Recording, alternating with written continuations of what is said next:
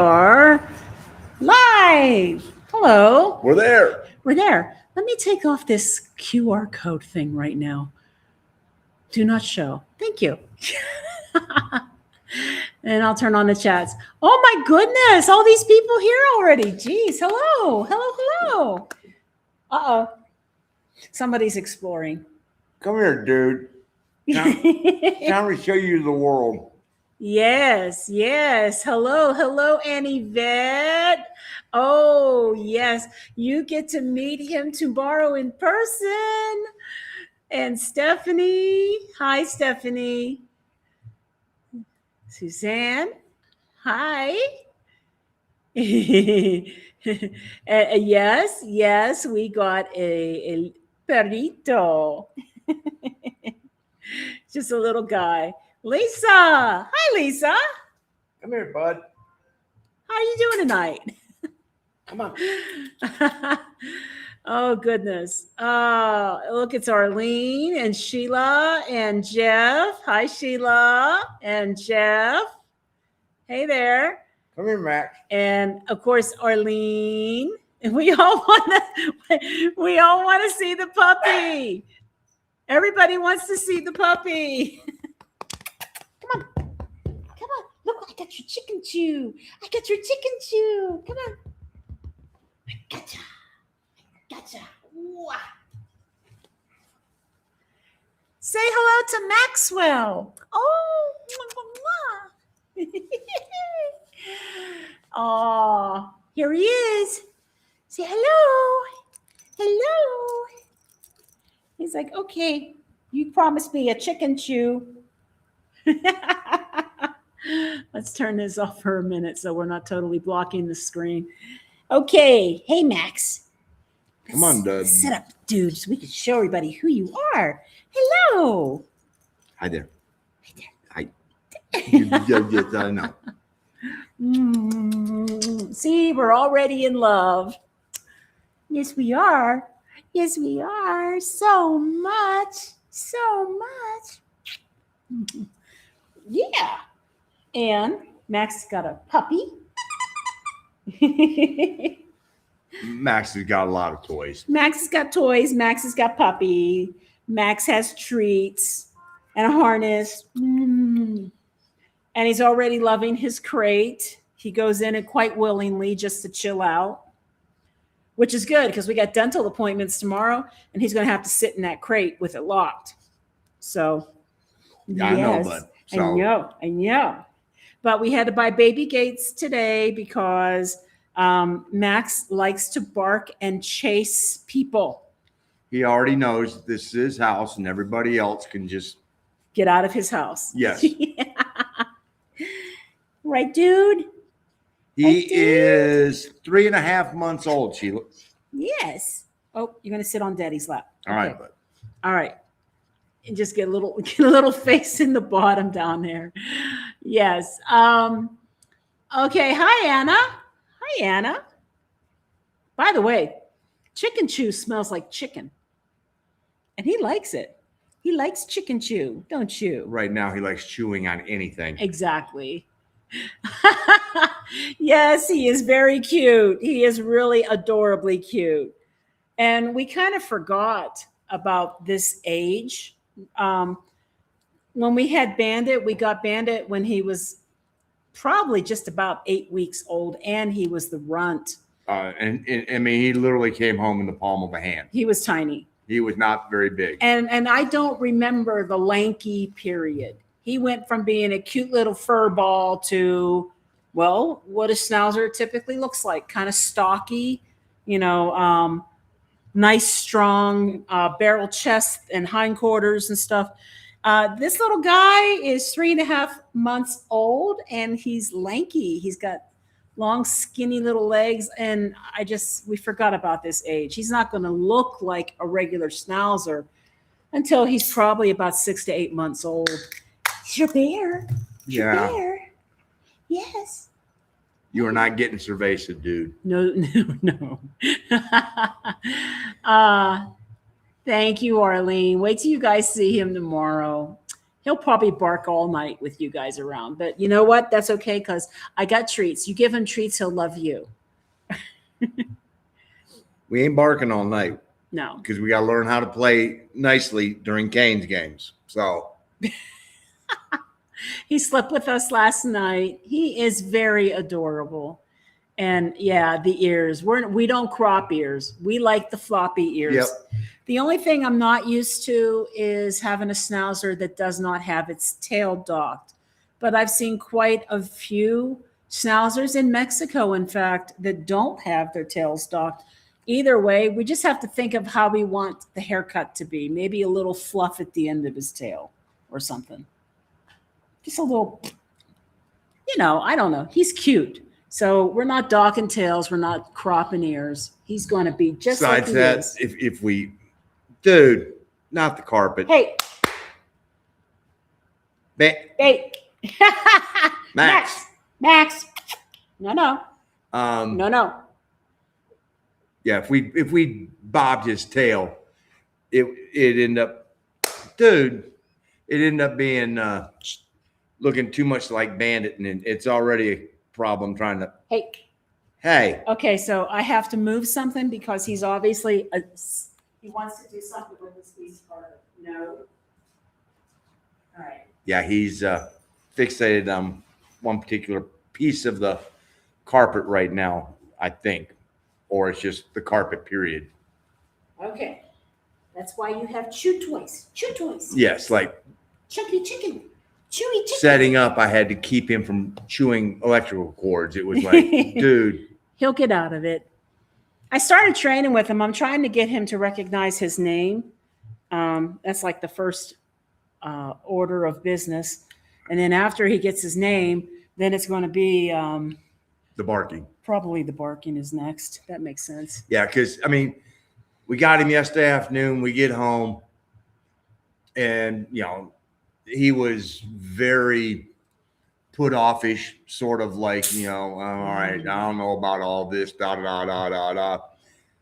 And a couple hours later, he was starting to warm up to us and slept last night. He was like, okay, life is good. And this morning he's been all over the place. And then today was also the day we get the house cleaned. So Angelica was here, and it was, this is my house. I don't know you. You're not one of my people. So yeah. Oh gosh, he's so adorable. Just wait. And he needs a playmate. So Oreo has to come over. Yes. Right? Oh, let's see. Okay, so you already answered this. Yes. Yeah, he's 3.5 months old. And yay. Hi, puppies. You're the star of the show tonight, dude. You are. yeah. I think I'm going to give him his first dental brushing tonight just to get him used to it. Because we don't want to have to go through the anesthesiology dental cleaning thing. No, not fun. No, and then you'll have really fresh breath and nice clean teeth. So, okay, backstory on Max. Okay, so Max is an accidental puppy litter from an accidental litter.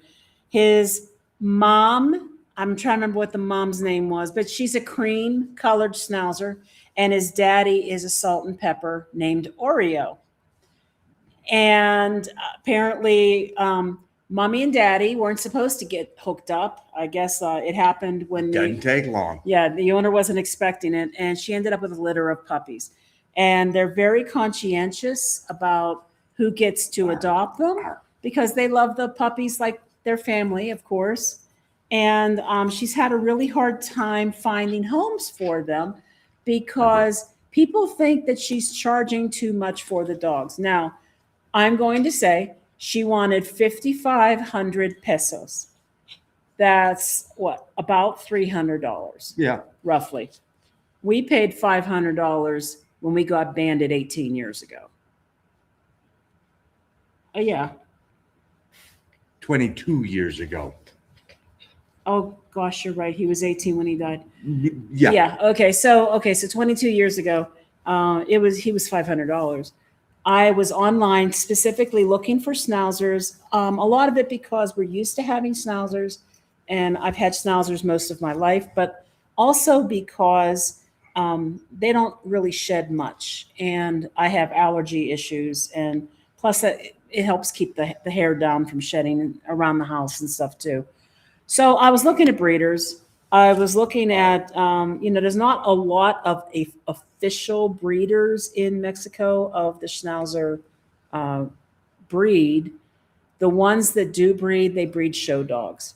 They also import a lot of dogs from the United States, and they have a tendency to want to meet the boutique market Oh, when it comes with colors and stuff. There's only 4 colors that are officially recognized. That's black and silver, white, black, salt and pepper. Anything else is not an official standard color. So some of the breeders who were, again, breeding show dogs, pedigree dogs that had a lineage of championships and blah, blah, blah, they were starting at 40,000 pesos. And some of them weren't even born yet. They were just planning on a litter. If you wanted some of the more boutique colors, they were up to 120,000 pesos. I'm like, we just want a pet. yeah. We're not going to breed. In fact, we're going to get them fixed. Come on, bud. So I did contact one of the breeders and I asked, do you have any pet quality dogs? He ignored me for 3 days and he never responded. I joined some Facebook groups in Querétaro, and I found out right away that there is a huge market for sellers. These people go around and they buy up dogs and then they sell them for profit. I didn't want that either. I wanted a dog that was with the family. I wanted to be able to see the mother and the father if possible. All the basic stuff. Just know that they're well taken care of, that it's not a puppy mill. This isn't just somebody out making money for profit, that kind of thing. She wanted 5,500 pesos. That seemed very fair to me. And she has not been able to place his litter mates yet because a lot of people don't want to even pay that. So yeah, if anybody's looking for a schnauzer, he's got 2 more brothers at least. I think it's just the brothers. I think it's 2. Yeah. Yeah. She's got 2 more brothers. And she is southeast of Mexico City, within the federal state, but not in the city. So, yeah. So we went to Ayapango for the night. It was an Airbnb, literally was pretty much the closest place I could find for us to stay before we went on to pick him up. He was about an hour away from Ayapango. And that was an exciting trip. Dude. We had to get a permit. Yep. We did get the permit. It's very easy to do so. You do not have to go and have any kind of special inspections done or anything like that. You can get a tourist permit. I believe it is good for up to 2 weeks. Yeah, 14 days. Up to 2 weeks per quarter or up to 2 weeks per 6 months. I can't remember which. But you can ask for as many days as you want up to that 2 weeks. So I asked for a week.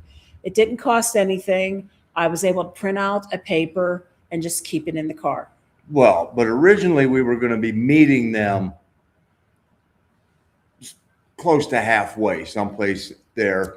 And then her grandfather wrecked the car.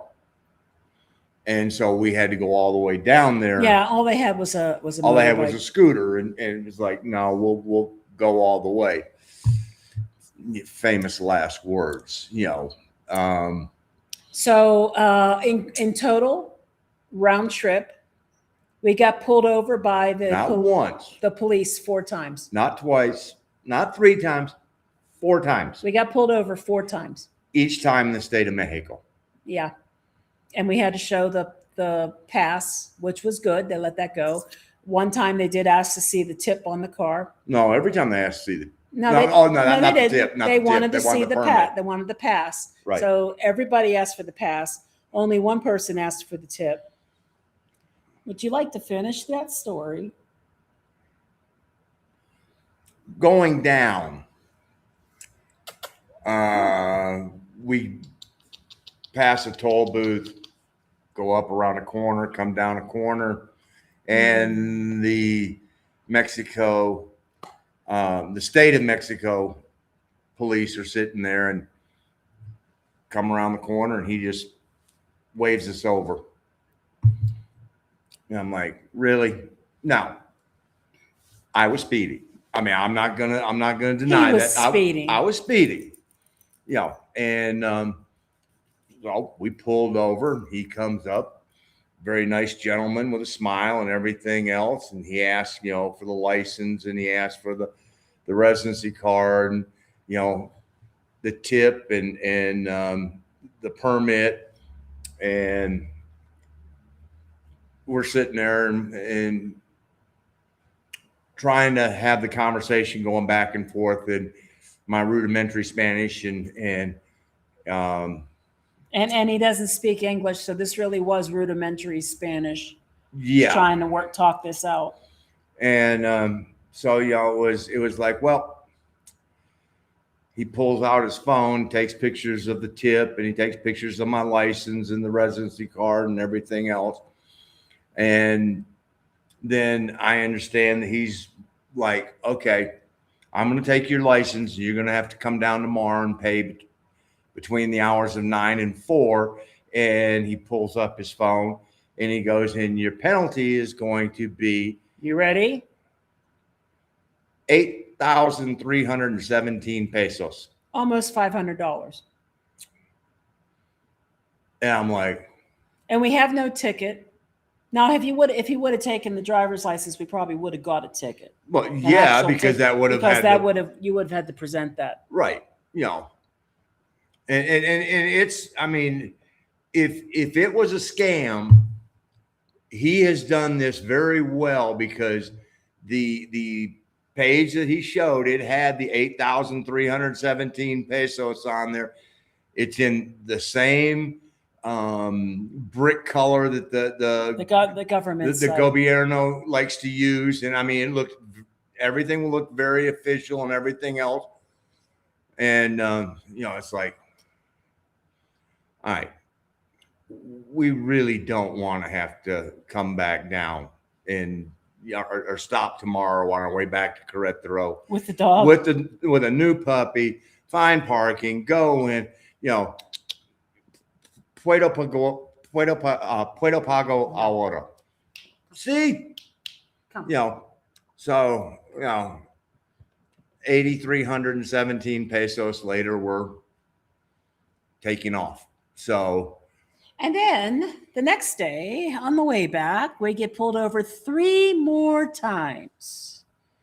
The first time, it was for speeding again. Now, all right.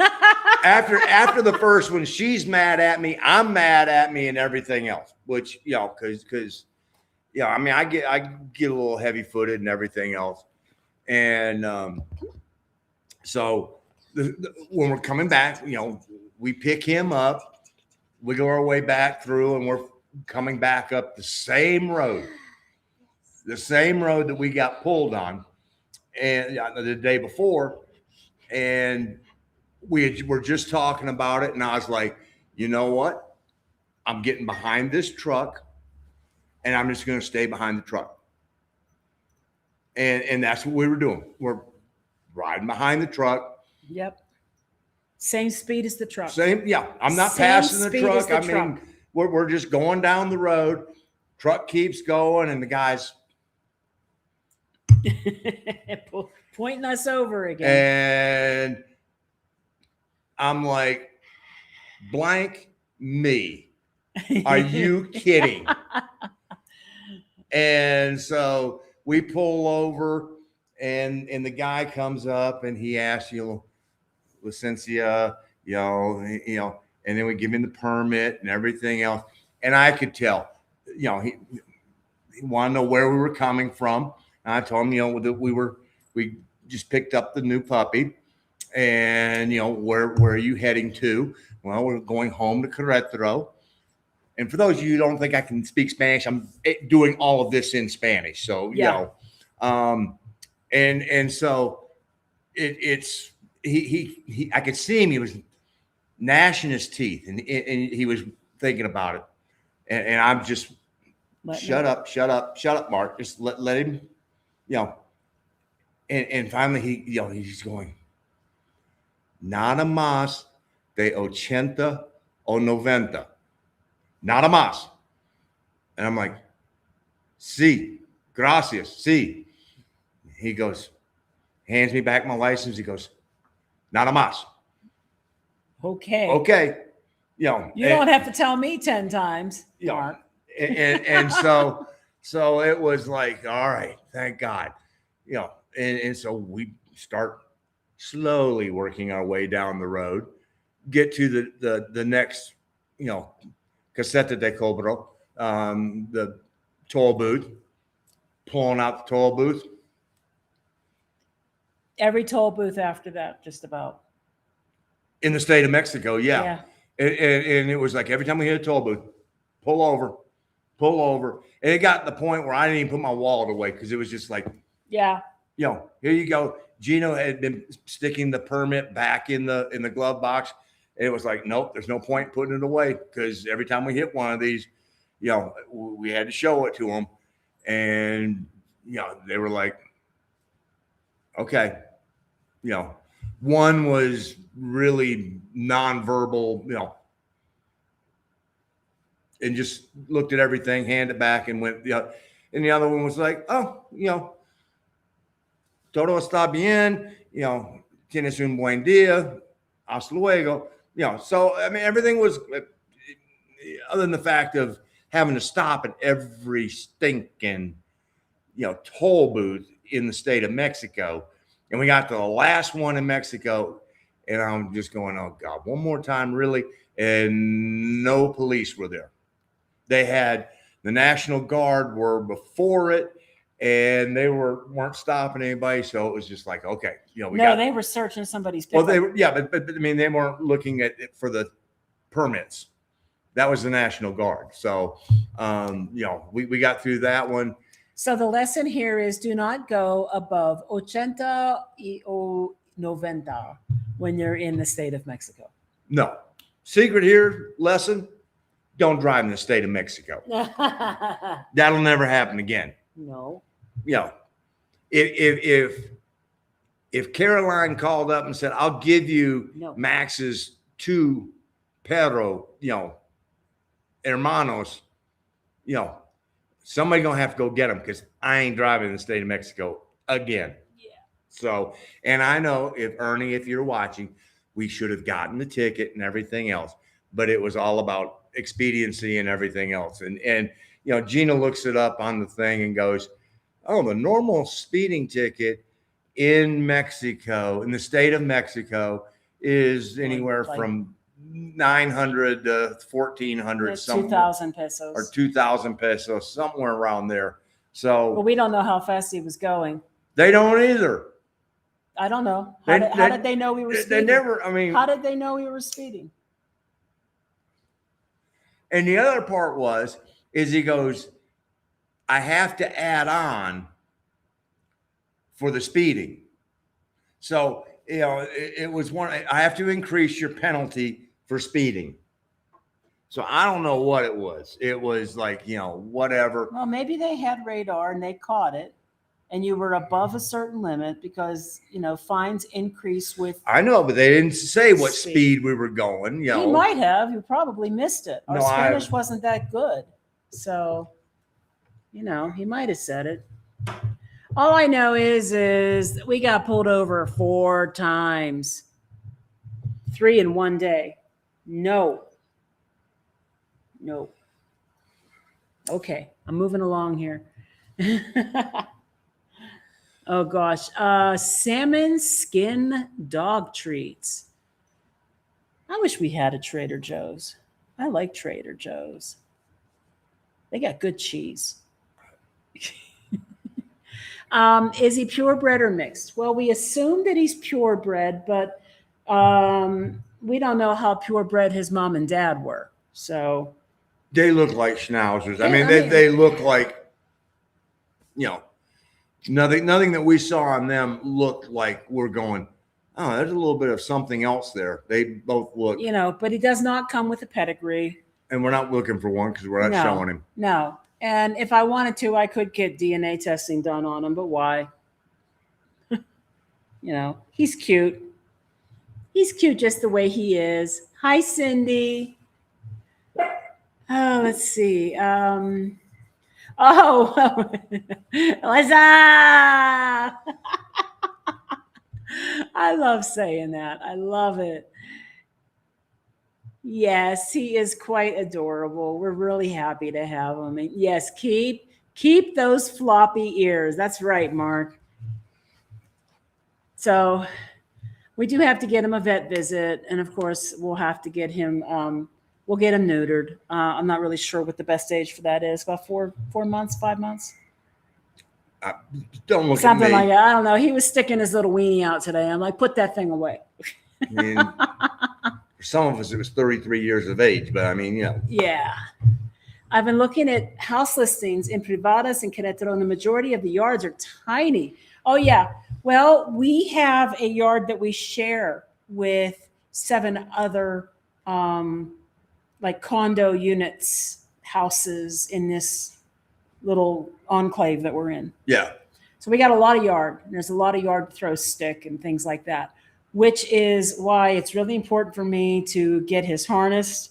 I bought a harness for him. It's too small. I got to get a bigger one. Well, I mean, you know, we were going past memory when we had Bandit. Bandit was He was a tiny. lot smaller Yeah. at this age than Max is. So, you know, we bring him home and she's like, well, I need to go, you know, let's take him out for a little walk so he can, you know, have a potty break. And she's like, oh my God, I can barely get this thing on him. Yeah. So yeah, he's much bigger than Bandit. So we're definitely going to have to go at least one, if not 2 sizes bigger. Yes, and see, I agree. 300 for a purebred. I don't think that's out of you know, unreasonable, but then I don't know what the market is for people in Mexico. Well, I and, mean, you know, and again, they don't have a lot of purebred pedigree type breeders in this country, and the ones that they do, who actually have a reputation and a name, ooh, they get a lot of their puppies imported yeah. from the United States and some other countries. So you still don't know exactly what you're Yeah. getting because you're having to bring it across the border, and it's like, okay, You know, but this one place was wanting 120,000 pesos for they were calling it a rojo. yeah, So it was a red schnauzer puppy, it was like an amberish color. brick. I mean, Yeah. it just was. Which is not even an official pedigree color. Well, It was just some kind of like boutique color, you know. first of all, I didn't want to spend 120,000, No. and second of all, I didn't want a red No, schnauzer. I just wanted want a our salt and pepper schnauzer. I mean, Saladienta. and he's got a little bit more of a buff in him, a little bit more brown because his mom is a cream, and his dad was salt and pepper. Mhm. So he's got sort of a little bit of a mix going there. But Yeah. hey, you know, he is Vicky. our puppy. That's all we're worried about. Yeah. That's all we care about. We're not breeding them. I mean, as soon as we can, he's getting neutered. Sorry, dude. Oh, that would be a great video. We didn't know that, and we driven 4 times. Yeah, I guess I could do a video on how to apply for the tourist permit. That'd be a good one. Yeah. It's a good idea. And we didn't have any problems driving on this side of the state of Mexico. The north side was fine. It's when we started to go around the eastern side. What are you doing? There's something that's in the material on. It's him bringing the fibers up from the carpet. That's what Is that is. it? Yes. Okay. And once we got to the east side over by the airport, the cops were everywhere. And I mean, you know, the Google kept going, Police ahead. police are reported ahead. Police are reported ahead. And it's like, no shit. They were everywhere. Yeah. So, Yeah. And the thing is we would get passed by the Audis and the BMWs and the Mercedes that would blow our doors off. And did we ever see one of them pulled over? Nope. You know, so. I don't know.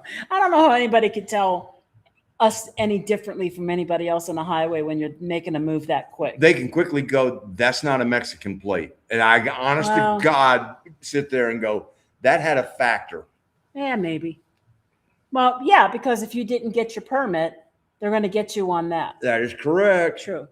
Then we could do a video with fake sirens coming behind us. Oh, Lord. No. Just No. And Max is adorable. He's such a sweetie. And he looks like a Maxwell. Yes. See, I like Maxwell. That's what I got on his tag. Mark came up with Max. And here's the funny thing. The name is from the little piggy. the Geico. The little piggy that went wee all the way home. Did the little piggy go wee all the way home? You know. Wee. You know. And that's where he got the name. I don't know. So we bought him a little piggy to play with too. And yes, it was 8,000 pesos.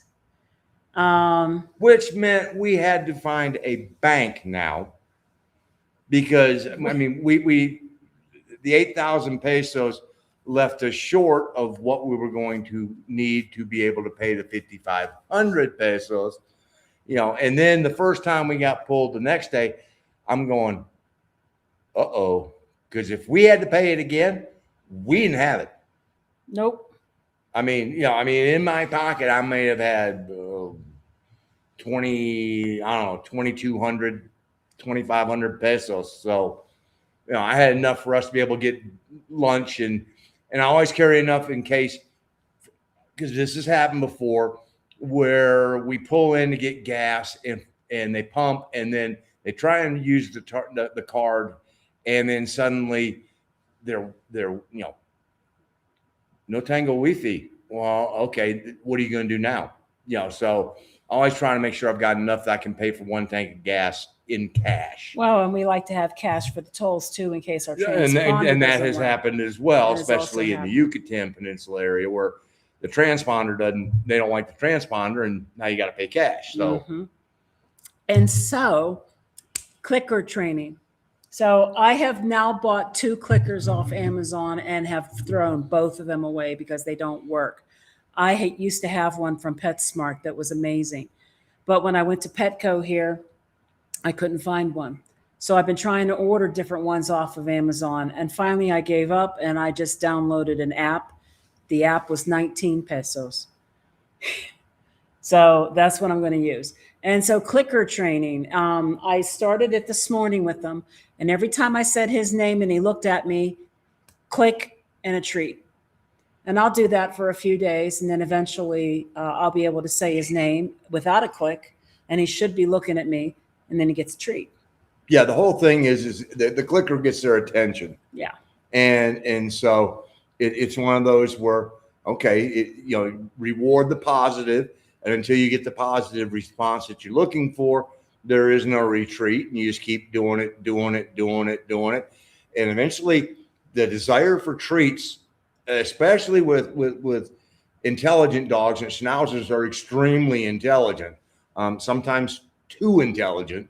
You're preaching to the choir here. Yeah, I know. They get themselves in trouble because they try to think too much. So it's just all about doing that. So yeah, I like clicker training. It works really well, and I'm able to get them to do lots of cute little tricks like dancing and high five and putting things on their nose without them touching it, stuff like that. So I'm hoping it won't take too terribly long. We're going to see if Max can do what Bandit never could. Bandit, we could never get him to do pea pie.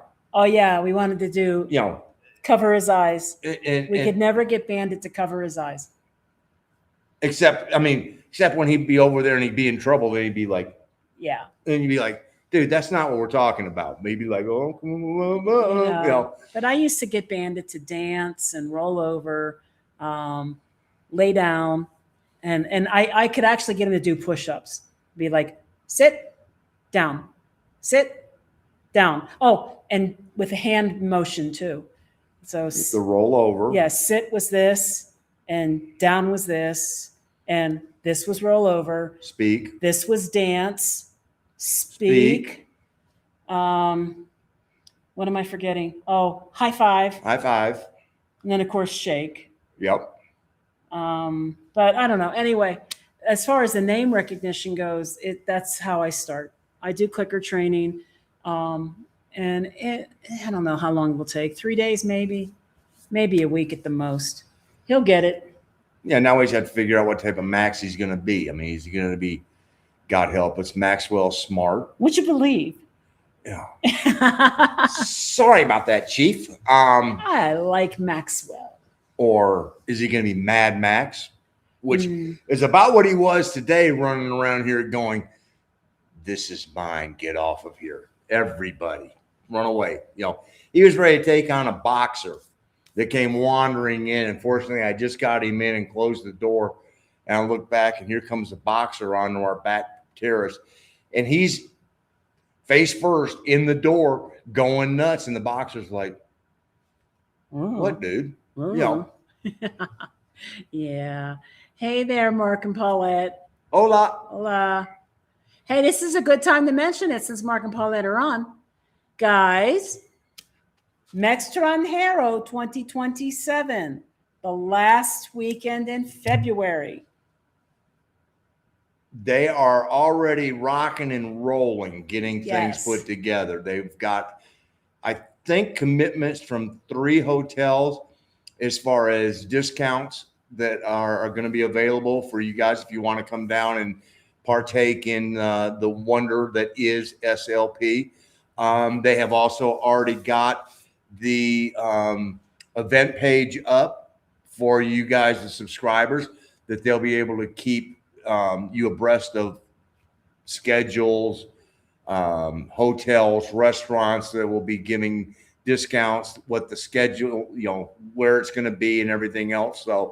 And we have one major confirmed contributor.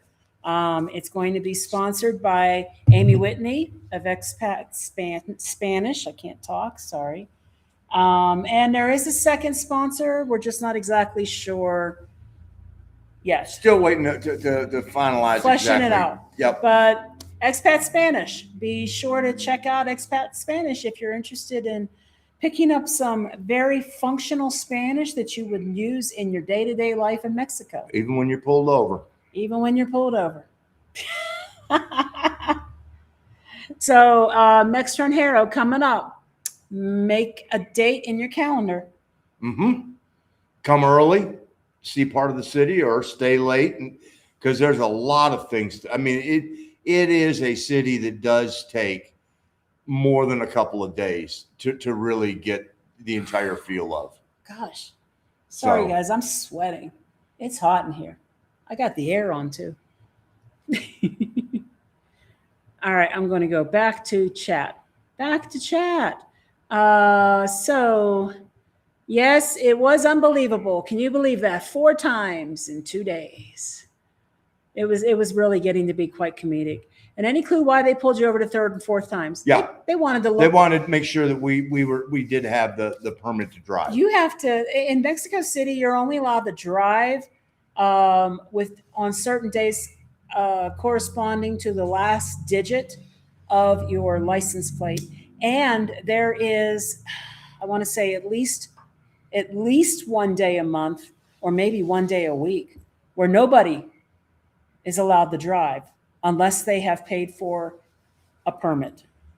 They basically had the policemen were stationed between the exits of the toll booth, and he's just looking at license plates. Yeah. And he's just, Yeah. so it wasn't like they were just picking on us, because there was a line of cars that were lined up there. So finding a place to pull over to show your stuff was sort of like, oh, I mean, well, unfortunately, we had the papers, so the last 3 stops weren't so bad.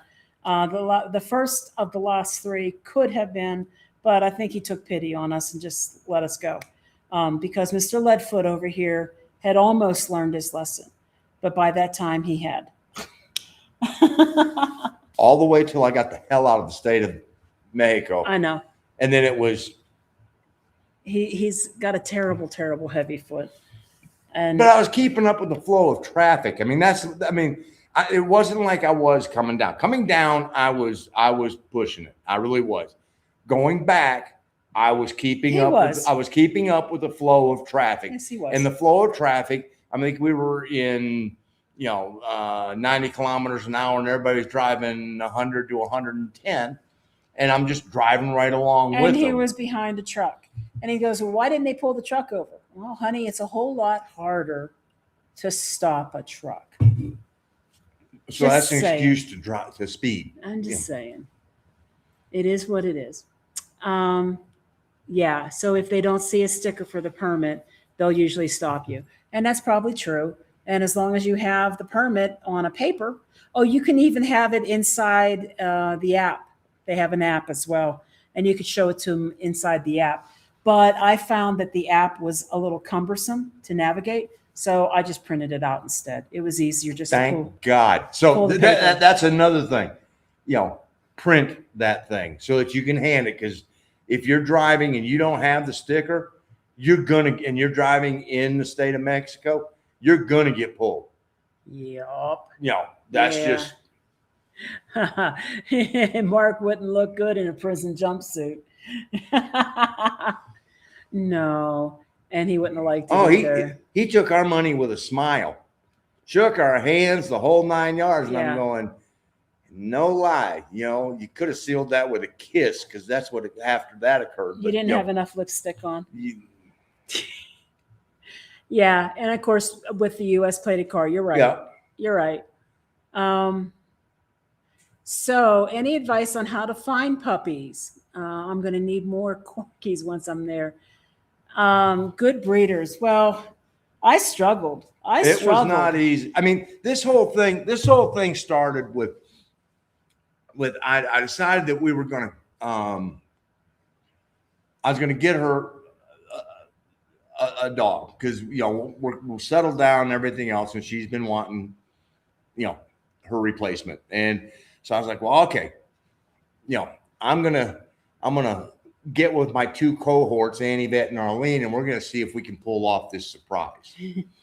And that lasted about 5 days of me doing some searching, and I went, nope. It wasn't easy. I mean, first of all, I don't do Facebook, which a lot of, like Mark and Vicky found theirs on Facebook. So I'm starting to look at the breeders, and I'm going, all right,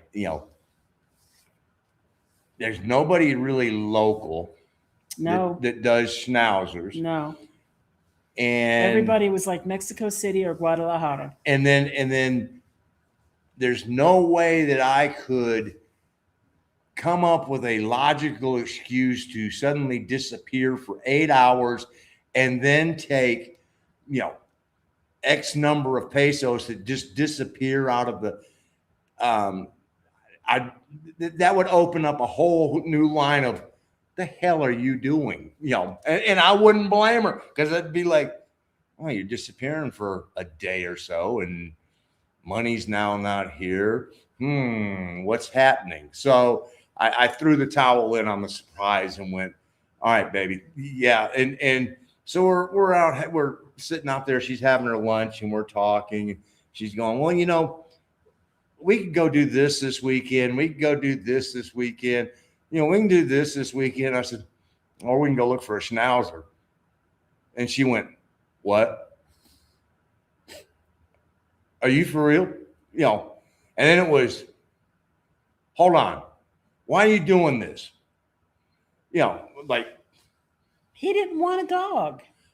He said he didn't. He said he didn't want a dog because it kept us from traveling and stuff.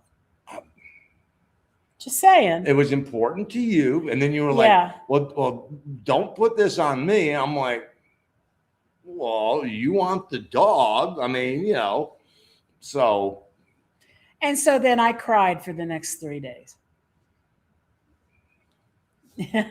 See, if I'd been able to pull off the surprise, I'd have been the big hero. Then that would have been the best of all worlds. No, But it's not that you weren't a hero. I know. I'm just saying that. I got really emotional for about a week because when we lost Bandit, it was really, really hard on us both.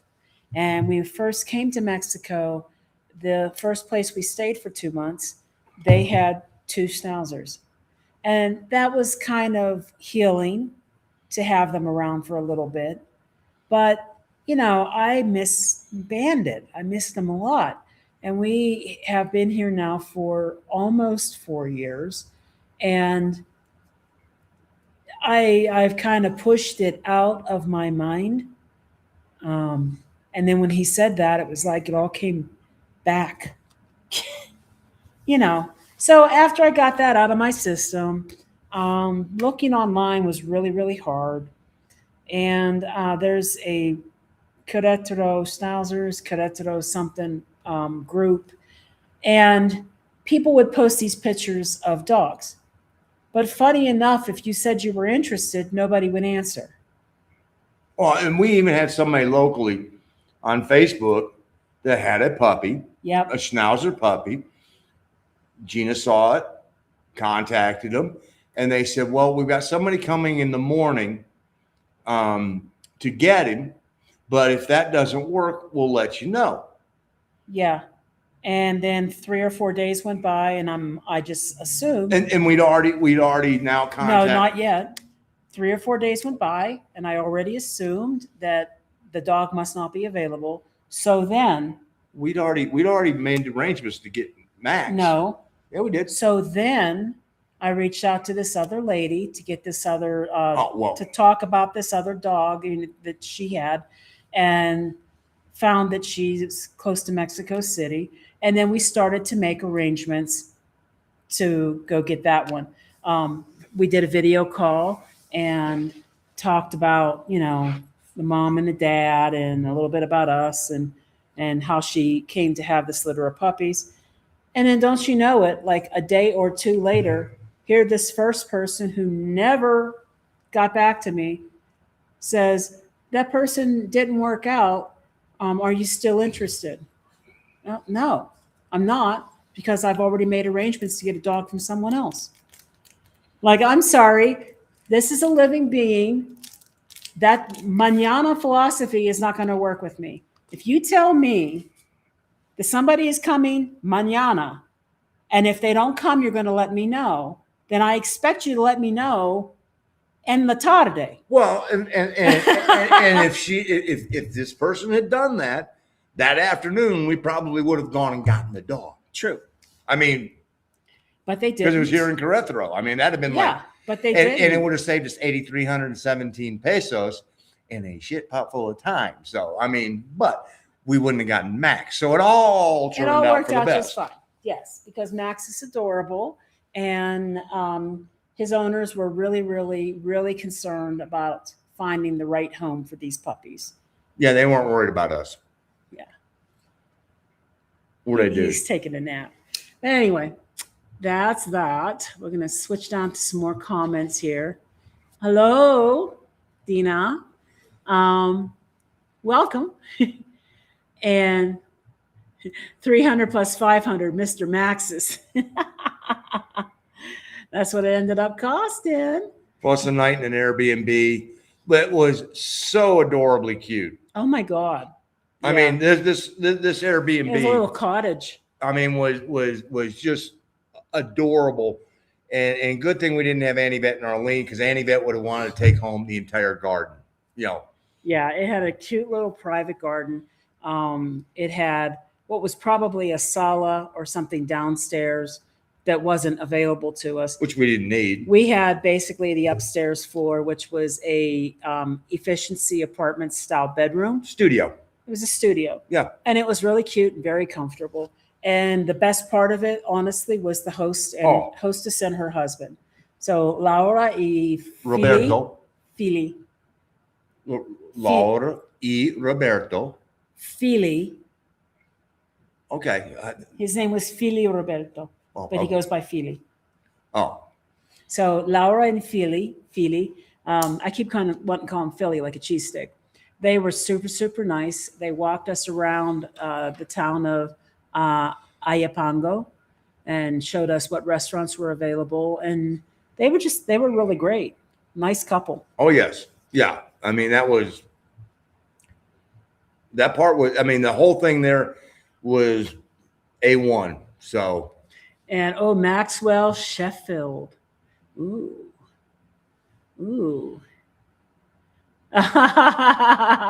Oh no, Paulette said cute top. It's a swimsuit cover. Trying to remember the name of the company. There's a company that's associated with One Plus Stop or One Plus Shop or. Well, and then don't you know swimsuits for all, something like that. We go to get Max, and the owners have a bike shop, cycle shop, which has clothing and shoes and stuff for cycling. And I can't. She's so enamored with the dog that she didn't even look up. And I'm like, look, we're walking out. It's an actual Shine store. Oh yeah, Shane. I guess we've been saying whatever. It wrong. Yeah. I don't buy clothes from there, but I mean, but a physical store. They had a store. That was kind of wild. I didn't even know they did that. Can you put the link up for the subscriber meetup link? I did. So let's do it again. For the event page. Do we have one yet for the event page? I don't think so. Not for the event, but you should be able to find the event through this. Yeah. Because they should be linked. Mm-hmm. Because the event is an event that is part of next part of this. Right. Yeah. Right? Yes. You're asking me about Facebook? Well, I mean, that's how I would do it. Of course, when I created the event page, we didn't have a group. I understand that. Again, since I have never laid eyes on any of this, I couldn't even begin to go, yeah, this is how I would do it. How I would do it as I would go, Gina, can you do boom, boom, boom, boom, boom? And you either look at me and go, are you stupid? Or, oh yeah, that's not a problem. So I wouldn't say that. Well, if it couldn't be done, you'd be going, no, you can't do that. Yeah. You know what I'm going to do, though? I'm going to copy the link and paste it in the chat. Control C. And then I'll put it in the chat and get back to the chat. Boom, boom, boom. Control V. Okay. Control V. There we go. Boom. Okay. Back up. Am I missing something? I don't think I'm going to drink any more of this meat. I think I had enough. Hola, Wilfredo. Hola, Willie. Willie. And by the way, Willie, thank you for answering some comments that because we had a really busy 4 days.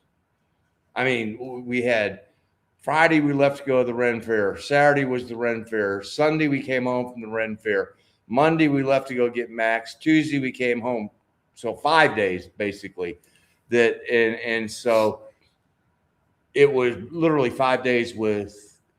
And at the Ren Fair there was no internet. I mean, none. It was bad. It was. I mean, we were out in ranch country. There were cows. There might have been horses, but I think it was mostly cows. Well, And it's a hacienda.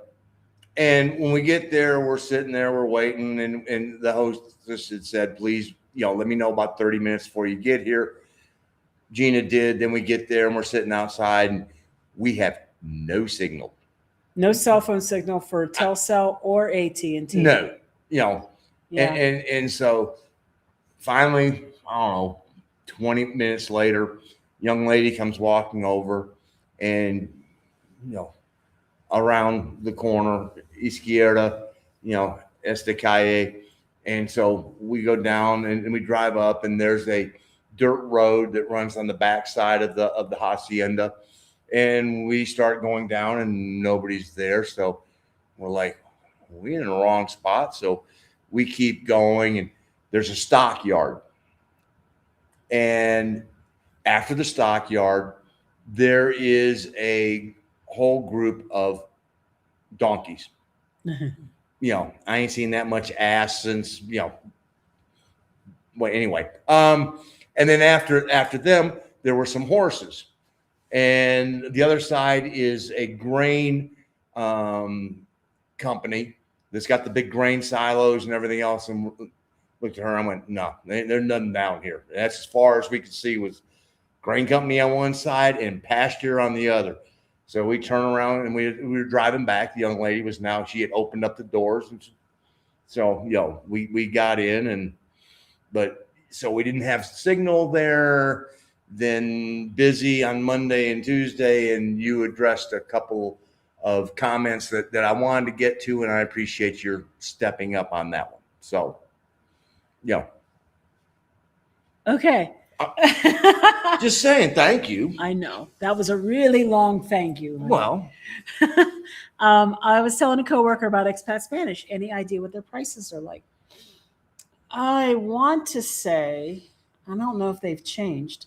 They were in around the $300 to $500 range for like 8 weeks of courses. Something like that. And of course, if you use GRU 10, you get 10% off. Yeah. She's changed the format of the classes. And I haven't had a chance to try out the new classes yet, but they're a lot more like group chat sessions. Where you get to practice conversation. It's more conversational than structured from what I understand. I haven't gotten into them yet either. It's sort of, and shame on us because we should, but it's sort of been, we got here and we got busy. Just trying to be normal. So, yeah. But I mean, the way they used to be is that you had homework and some people would do their homework and some people would not. And then you would go to class, and depending on what level you were in, you either had class once a week or you might have it twice a week. And in that class, you got held accountable because it's based on the homework that you did. And then you would be like on the spot in your class with your classmates with exercises and stuff that are based on the assignment that week. So it worked that way. And I think what I like about it is that, when you take language lessons, structured ones academically, they tend to teach you the whole like see spot run thing, and you're not going to walk into a grocery store and Spot's not running Spot's anywhere. not running anywhere. You're going to go to a grocery store and you're going to want to ask somebody. ¿Qué pasillo es la mayonesa? Busco, filtros de café, or something like that. You're looking for things. And so you want to learn words that you need for those types Quanta cuesta, how much? Serian, whenever they tell you how much you owe them, and things like that. And I started picking up on these phrases. We would be at the mercado. I'm like, oh my God, I know what they said. That's the kind of Spanish that she would teach you, the stuff that you are probably going to encounter. And I feel like I learned a whole lot more that way. But now the classes are different and there isn't as much homework. I know Amy went through a ton of work to put a whole new platform together. And from what I gather in my conversations with Amy, it is going over like gangbusters because it's been full. Well, So, and the reason that you went this route is because of the flexibility. You are able to pick and choose yeah, it used to be, what day and time you can come to a conversation class. Tuesday at 11 a.m. Well, okay. I had to actually miss some of those classes because I had work or I was on call, and I would get a call. And I'm not the only one. I remember Winston had to miss some classes. I mean, for some of us, that made it, estoy hablando. So, it wasn't a problem. Well, you want to do it this hour? Okay. Yeah. So now there's more flexibility. Yep. But I want to say between 300 and 500 for like 8 weeks. And again, GRU, Gringos R Us 10, GRU 10. Yeah. Gets a 10% discount.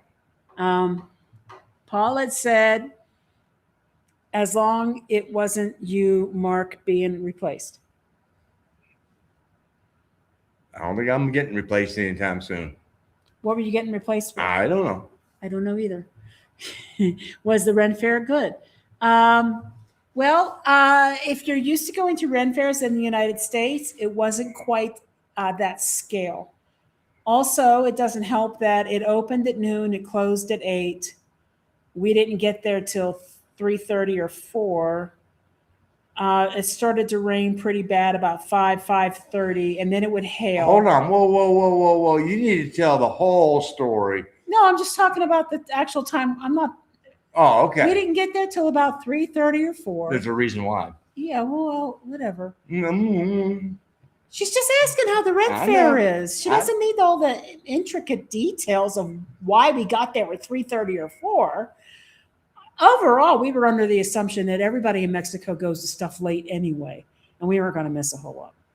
But then it started to rain. It started to rain about 5:30. Started to hail first. And then it was hail. Yeah, there was hail.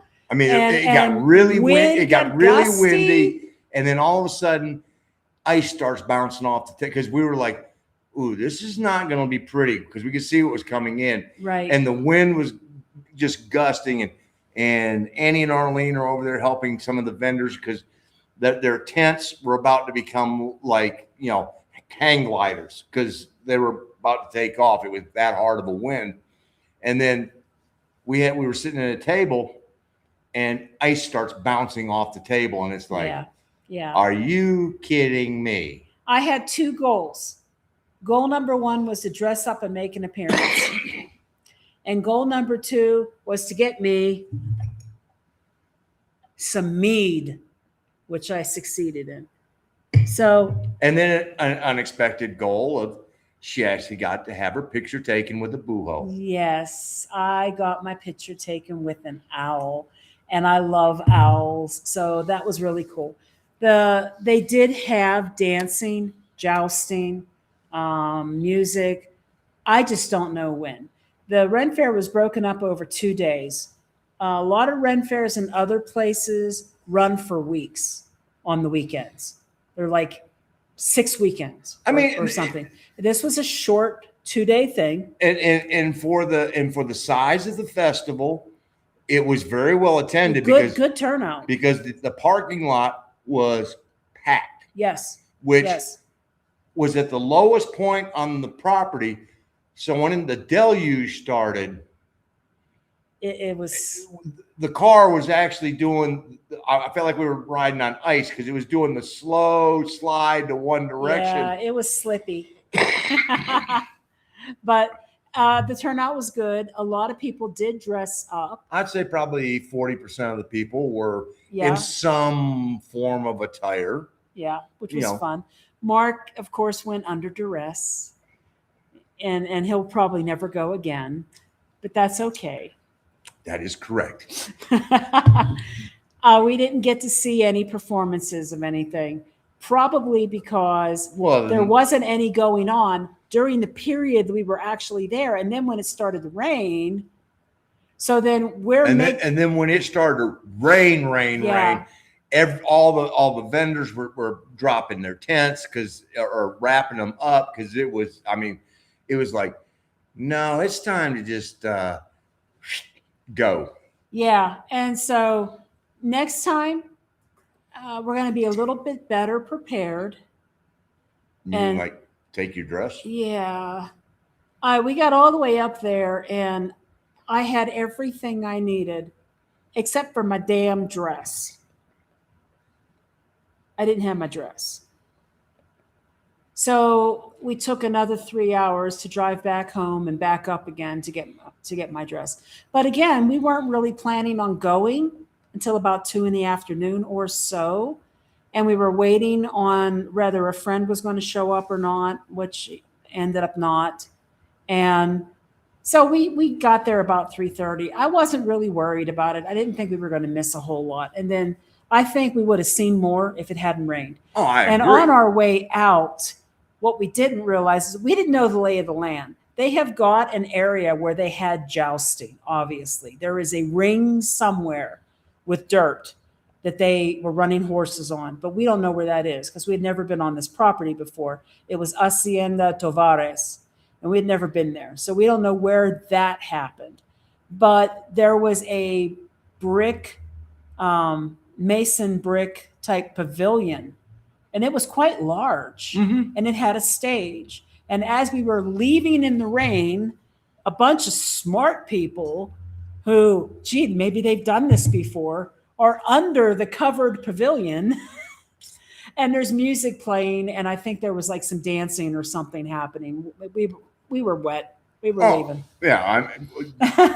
And the temperature, obviously when you get hail, it dropped dramatically. I mean, right before all this occurred, it was hot. I mean, to the point of, oh my God, I am sweating and this is not comfortable. And then the hail started and then everybody started to get a little damp. And suddenly it's like, man, the temperature has dropped dramatically. So I know Paulette wants to see the puppy. So I'm bringing the puppy up. Puppy. There's the puppy. This is Max. hey, Hi, bud. Max. Say hello. So Hello, poet. Hello, poet. yeah. Cutie pie. He's a cutie pie. And Willie says thank you. No, thank you. We appreciate it. And Terry. Hey, Terry. Oklahoma City. What was the permit for on the trip for the puppy? Okay, so when you live in the state of Mexico, or within the federal district of Mexico City, they have emissions issues and they have a limit on who can drive when. And it's based on the last digit of your license plate.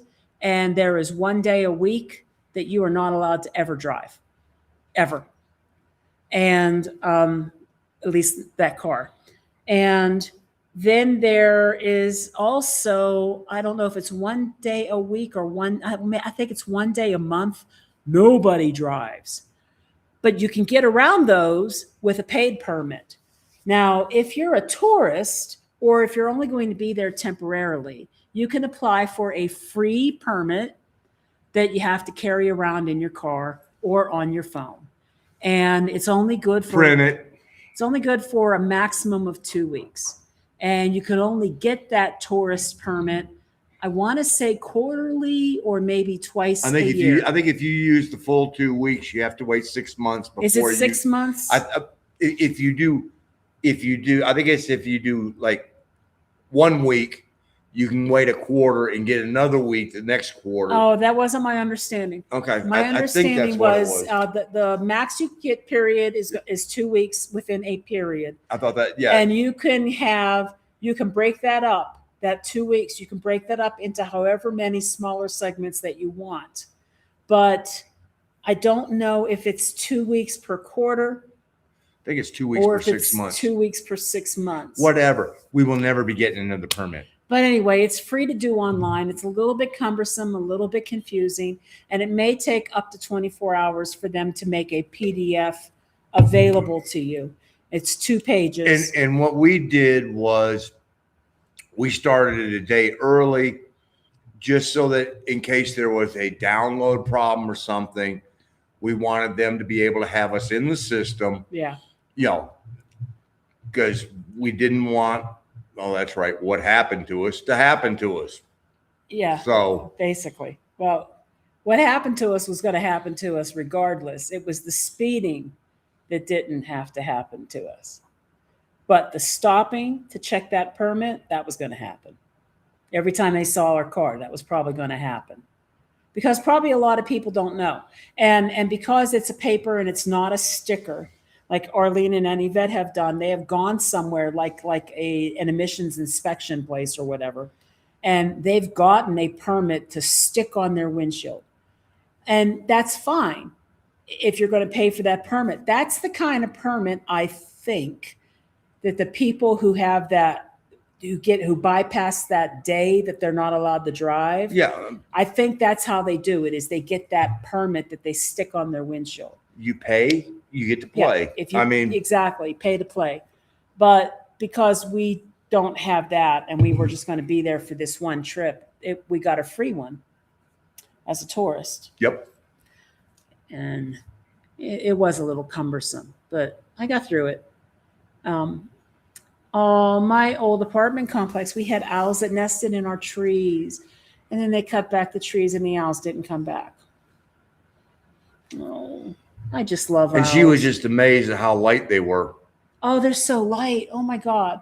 I mean, I know that they're mostly a bunch of fluffed up feathers, and I know that they've got really long, skinny little legs under those feathers.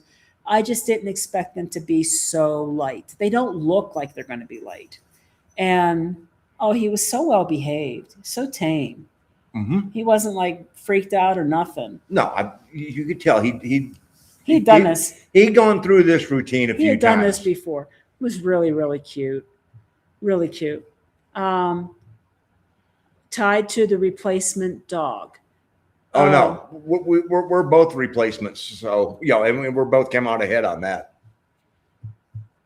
I'm still not getting it. You're a replacement wife. I'm a replacement husband, and we came out for the best on that. About being a replacement, getting a replacement dog. I wasn't being replaced. You weren't getting a replacement for me. No, I know. I'm saying. Okay. Yo. I don't know. It kind of went over my head. It must be a man conversation thing, I guess. Okay. I didn't get it. Sorry, Mark. I didn't get it. It's a Mark thing. It was probably a bust for the vendors. Yeah, maybe. I think they have to pay a handsome amount of money to be there. It's run by Mundo Medieval, which is out of Mexico City. And again, they only do it for like a weekend, and then they change locations. Oops. And I noticed that I gotta let somebody out. Yeah, I think he wants to go outside. Oh, he's going to the bedroom over here. Come on, bud. But I saw that they're going to be somewhere else at the end of May, and they're actually calling it a Renaissance this time, which is kind of cool. But either way, it's the same type of characters, the same idea, music, same type of music. It's a lot of Celtic music and Viking influenced stuff, and it was really cool. I love dressing up. So that's something that I used to do all the time. Mark never used to go to the Renaissance fairs. I would go. I would dress up. I would go walking around going huzzah and all that good stuff.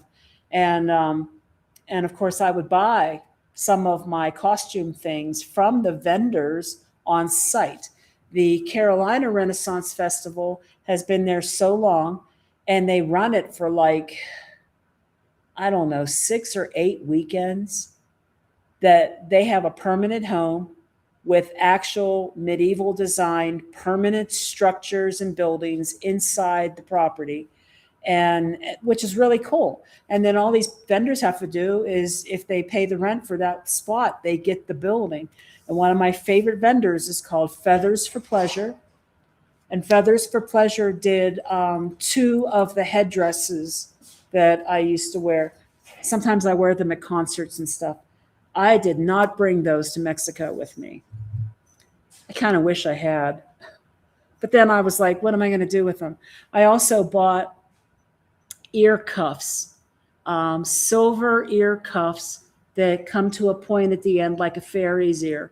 And I wish I would have had them this past weekend because I bought some black wire ear cuffs kind of that were earrings, but the cuff part was so small, I couldn't get my ear through it. And I snapped a piece of metal on one end just to make it wide enough that I could slide my big ear into the thing. And then it had no structure and it wouldn't stay up and it kept falling off. And I'm like, well, there goes that. No fairy ears for me. But I left all that stuff in storage. Like when I put that stuff away, I'm like, where am I ever going to wear this in Mexico? Gave away all my outfits. They were part of the estate sale. I had so many really cool costumes. In fact, I had so much stuff that the guy who organized our estate sale actually made a comment to Mark. Like, life must be really interesting with me or something. I don't know. I had lots of stuff. I had top hats. I had Renaissance clothing. I had Stevie Nicks clothing. And then, of course, all the Halloween decorations that I had. Oh, my goodness. I had animatronics, so many animatronics, and graveyard tombstones that we had built up to make fancier, and lots of stuff. What did he say to you about my costumes? I had wigs. Oh my God, I had so many wigs. He said something to you, like, ooh, I'm the estate sale guy, about all my costumes. I don't know. Pirate clothes. Just lots of stuff. Question in English. How fast did they say Mark was driving? They didn't. They didn't. But we know that he was speeding because the speed limit was 80. It was 80. He was going way faster than 80. Mm-hmm. He was probably going about 100, maybe 110. I don't know. More? Probably. More. He was speeding. He was definitely speeding because he was blowing past people. Yeah. And, and he normally does. He normally does. I mean, I've driven that way for 3.5 years here in Mexico. Well, I think the first day we were in Mexico, when we were going from, not trying to keep up with Ernie. But the first day it was just us. Started out, we were trying to be cognizant because we didn't know what the hell we were doing. And then realized that, in certain parts of the country, it's a recommendation. I mean, and after watching all the Audis and BMWs and Mercedes, I mean, blow by us and almost double. Let me ask you something. How many speeding tickets in the U.S. did you ever get? 2. And none of them while you were with me? No, you had more than I did. I had more speeding tickets than him. In fact, I even went to court one time for careless driving. I was the one that was always getting the speeding tickets. Yeah. And when he and I were together, he never got a single one. We're here in Mexico, and he has turned into a speed monster. No, I'm driving the same way. I just, Yeah. This was one of those that they were in a good location around the curve, couldn't see them, and it was, oh crap, I just want to know how they knew you were speeding. That wasn't difficult. That was sort of yeah, I can recognize that. That's going more than. I guess you're trained to know. Uh-huh. Yeah, I guess. But anyway, our car is plated in the state of Mexico with an OO sticker. Thus, we can drive any day in the federal. There you go. I know there was somebody. I can't remember now. The rules, the rules can be complicated. I guess they're not if you know them and you live by them. All I know is we needed a permit. So we got one. And boy, did they keep checking for it. Yep. Sherry's Pomchi Chewy is only 5.1 pounds, so we tried to avoid big owls. Well, the owl was at the Ren Fair and the dog wasn't. That's how that went. Well, I mean, we didn't have the dog yet because that was purposeful because we knew we were going to be gone for the weekend, and we were like, we don't want to get the dog and then stress him out by being gone for a weekend and this and that. So, basically he's here now.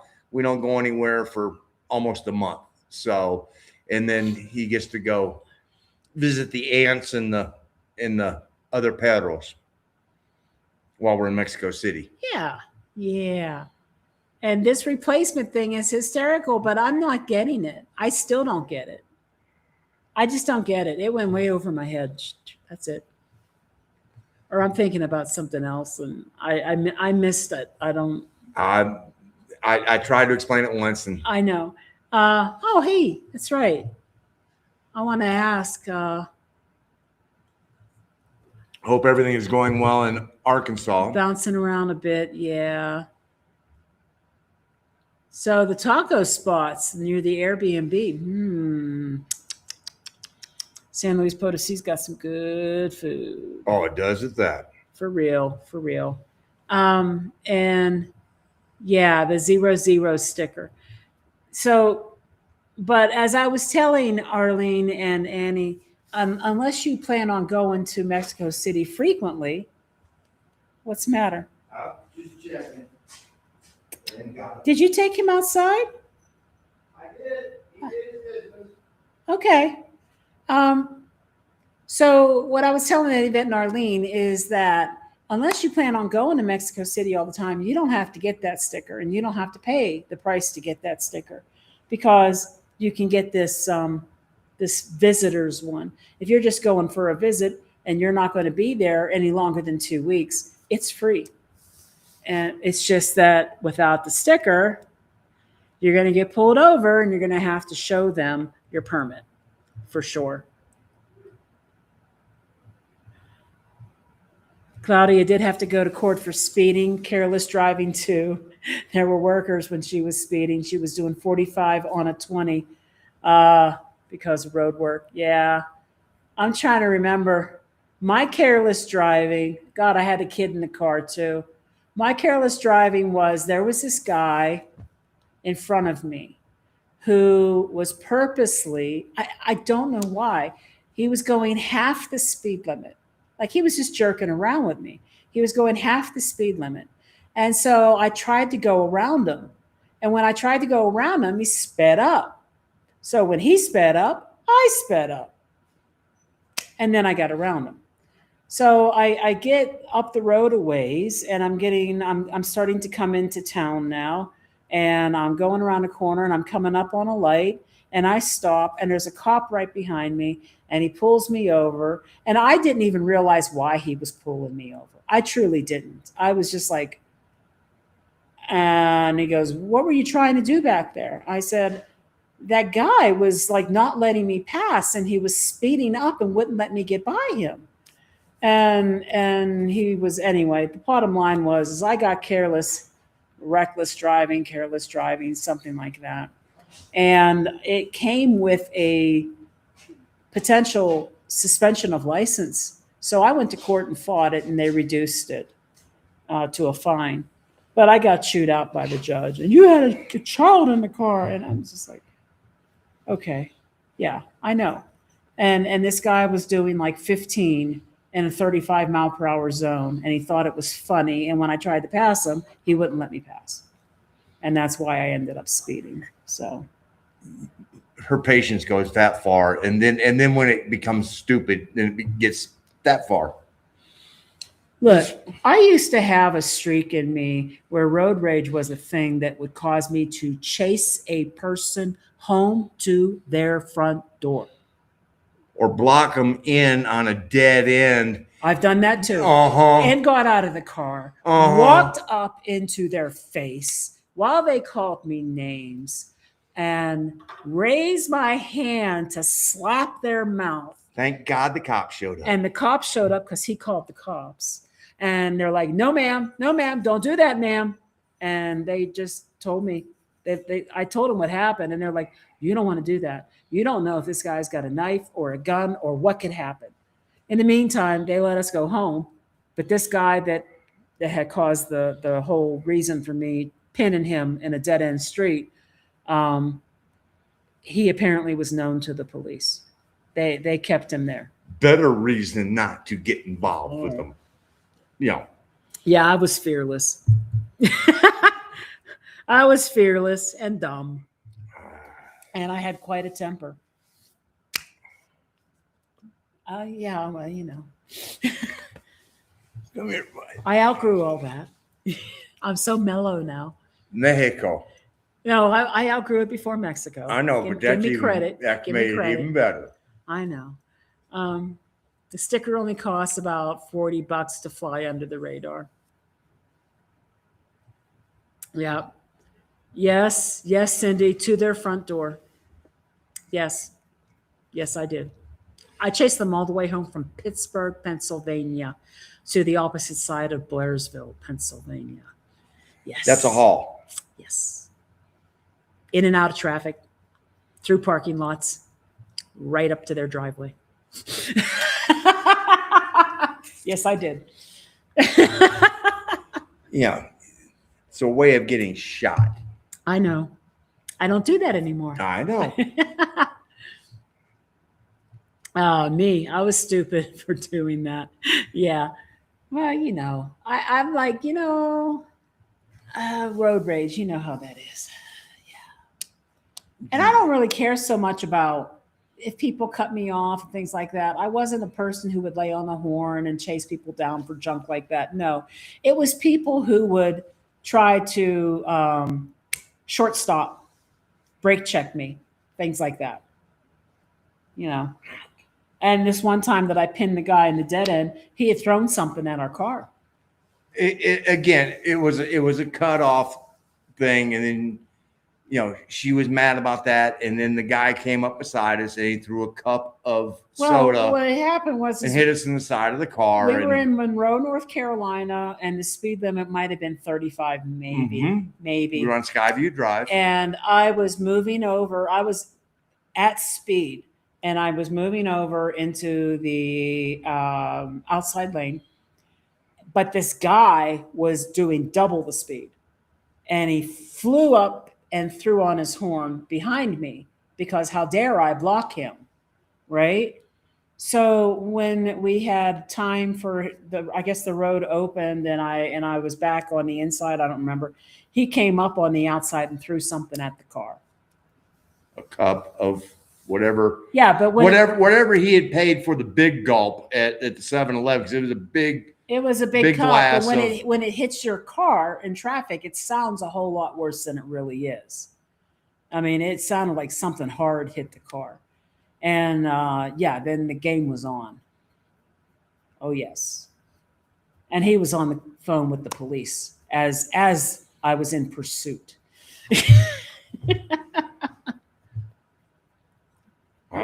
Yeah. Oh, and Kate was in the car. God, that's right. I forgot about that. Oh, Kate was in the car too. And she's sitting there going, "Oh, this is my stepmother." Oh, I know. Crap. Yes, and it's true. And they just shoot you now in road rage. Yeah. Yeah. That one of the last months that I worked in Asheville, there were 4 hospitalizations in one night. 3 of them resulted in death, and at least 2 of them were road rage incidences. One person got shot, and another person, I forget exactly what happened, but they reported that somebody was brandishing a gun in a road rage incident with them as well.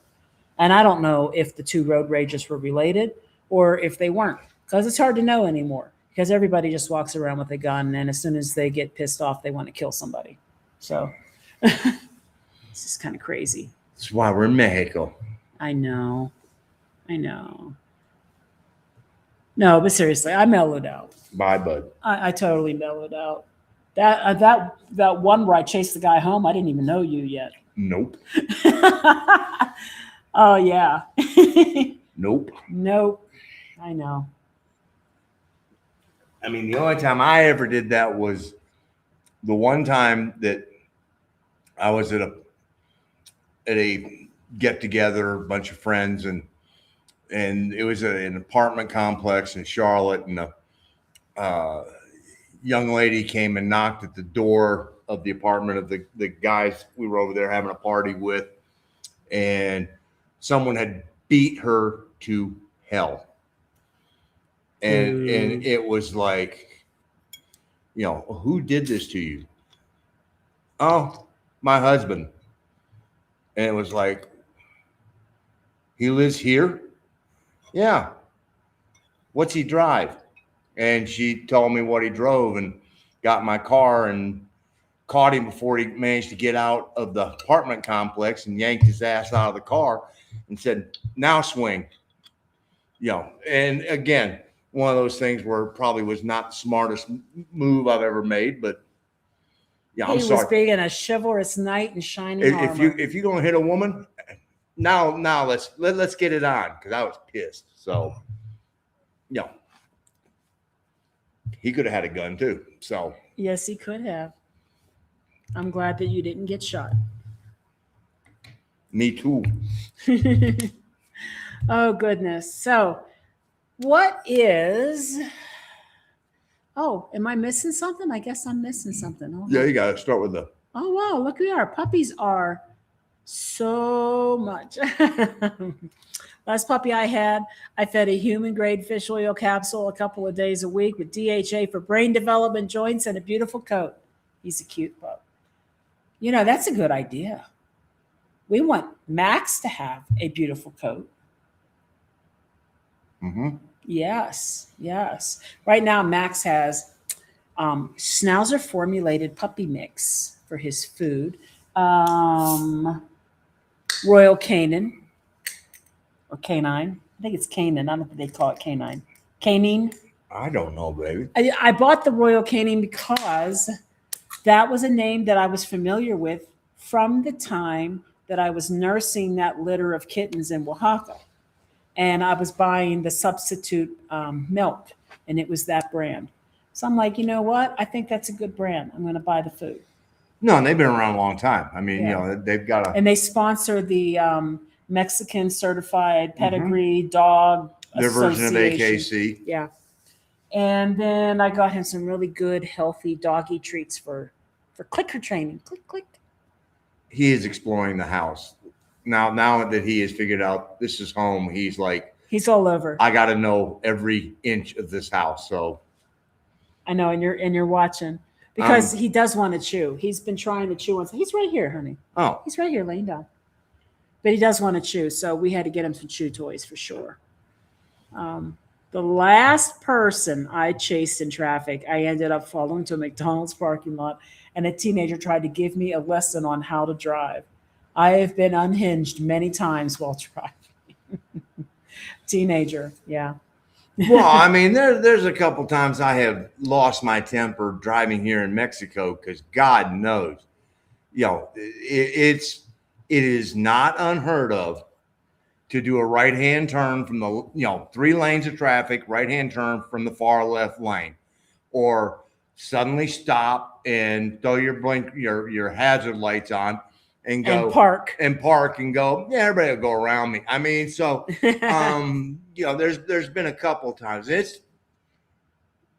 greatly reduced now because I've got a better understanding of what to look for, because, well, this shit's going to occur. So, once you have an idea, allow yourself enough space, but you can't allow yourself too much space, because if you allow yourself too much space, then you start having everybody cut in front of you. So it's sort of all right, just enough to keep, but yeah, it's driving here is an experience.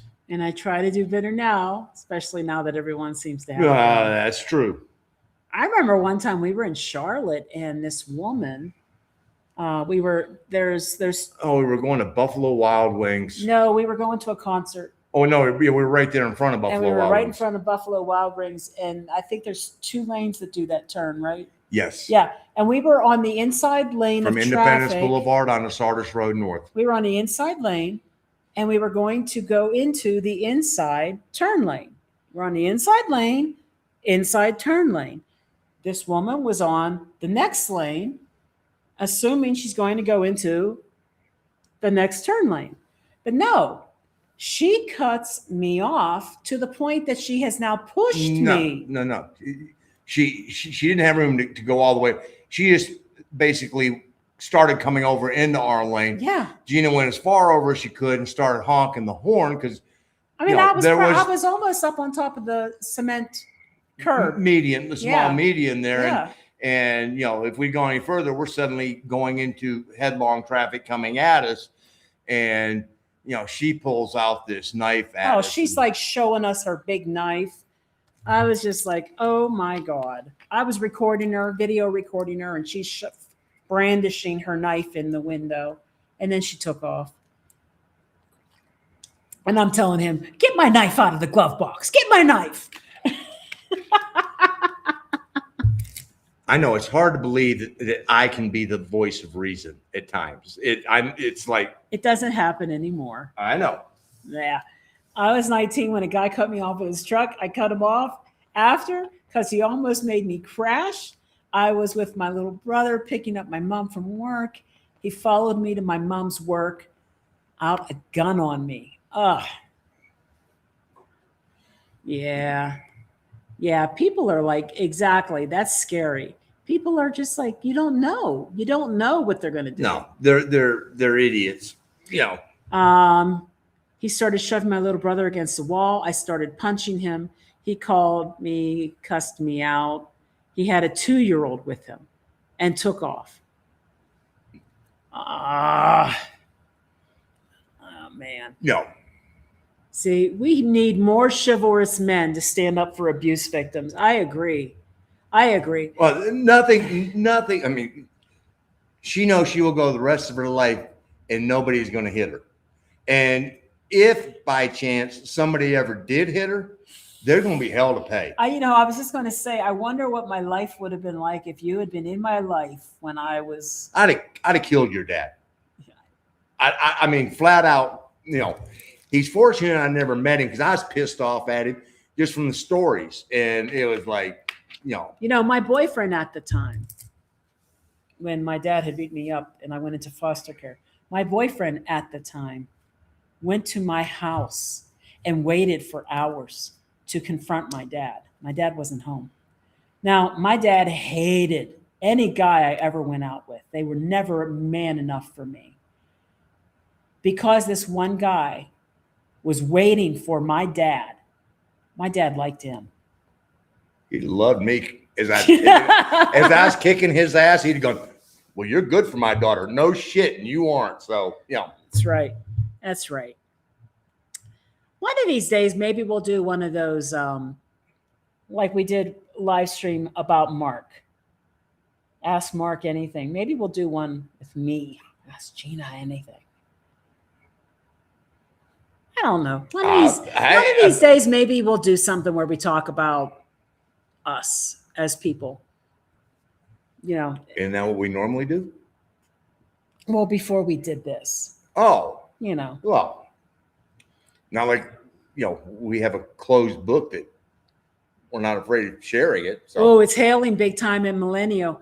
Yeah, it got dark here for a minute, and then it cleared up a little bit, but we are expecting at 70% rain. That's why we're doing it inside tonight. The 70% rain at 6 o'clock was predicted, and that was 39 minutes ago. So we don't have it yet, but it's 100% rain by 9. So we weren't going to go outside at all. I was like, nope, not doing it. Hey, Fred, welcome. Question is about water. Do you buy bottled water or get it delivered? Do you use a water filter? Do you have a cistern? And have you had water outages in Mexico? Well, water outages do happen. It tends. And Yvette and Arlene are well aware of the water outages. There's a lot of reasons it could happen, though. and Yvette and Arlene are in a fraccionamiento that I forget what the legal technical terms are, but they were sort of in limbo. They were in limbo, and they were getting kind of free water for a while. And since it wasn't being paid for, the people who controlled it would turn it off during the day. Turn it on for a while and then turn it off. I think they have a cistern. I know they have a tinaco. Yeah. We have been in places that had both cisterns and tinacos. Mm-hmm. They have to be cleaned out. I don't know how frequently, but I would say at minimum every year, because they get buildup. Well, and there's filters. Especially after we just had Saul the Plumero out here, and he cleaned our hot water tank. And God knows the last time that occurred, because what came out of the bottom of that hot water tank was like, whoa. So lots of mineralization, lots of calcified flakes. The water's hard here, so the mineral content's high. Then you're also going to have areas in Mexico that have water scarcity, particularly right before rainy season comes. We were in San Luis Potosí at one point, and the reservoir was at 15%. 13, 15. I mean, like it was down there. 15%. And the problem you get then is the lower that it gets, the more the content of the minerals, as far as the parts per million, begins to rapidly increase. And so that makes the need to have it clean even more important, because you're getting more minerals coming in, parts per million. Mm-hmm. And so we bought bottled water when we were doing the traveling. There's only, I think, a couple places where we actually had water delivered. Huatulco, Merida, the guy would come by in the truck. But I'm talking about when we were doing the travel. I think those are the only two that. The rest of the time it was, take the empty into the grocery store, swap it out, get another one. That's and that was only because we were there temporarily. I know, but that's what I'm saying. And then that's where we learned if you walk in with Ipura, you're going out with Ipura. You're walking in with Bonifant, you're going out with Bonifant. We have used the water houses. Mm-hmm. I don't recommend them. I think it's hit or miss. I think we've had two that were very, very good, and we had one that was like. If you take one of the ones we went to, they actually would take your garrafon and they would clean it. Oh.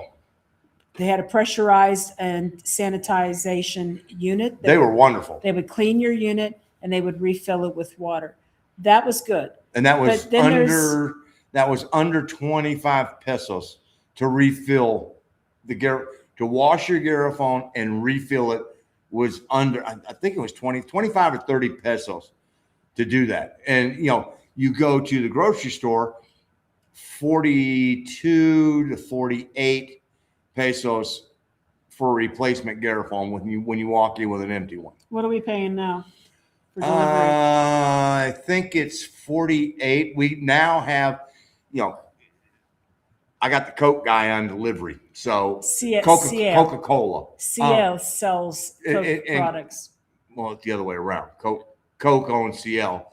And so, every Thursday I put a bottle out, and I don't think I need to anymore, because they know I'm going to get, 6 to 8 botellas de coca. Necesito what? Agua? No. So, and if we need water, I just put however many empties. If we got 2 garrafons that are empty, put them out by the front of the house, and they stop and they bring them right inside the house. So, and I think we pay, I think it's 48. Okay. And then the other type of water house that we've used is kind of where you take your garrafon and you pay an amount of money and it just fills your garrafon for you. I don't really have, that wasn't a good experience. No, we did that in Tuxtla Gutierrez, and the water tasted sort of. It was kind of funky. And that was, I think, a peso per liter. No, it was more than that. I thought we put in 10 pesos. I don't know. It doesn't matter. Whatever. The point is, yes, it's bottled water.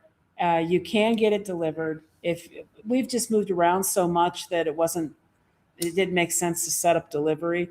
Now that we're settled where we are, we have delivery.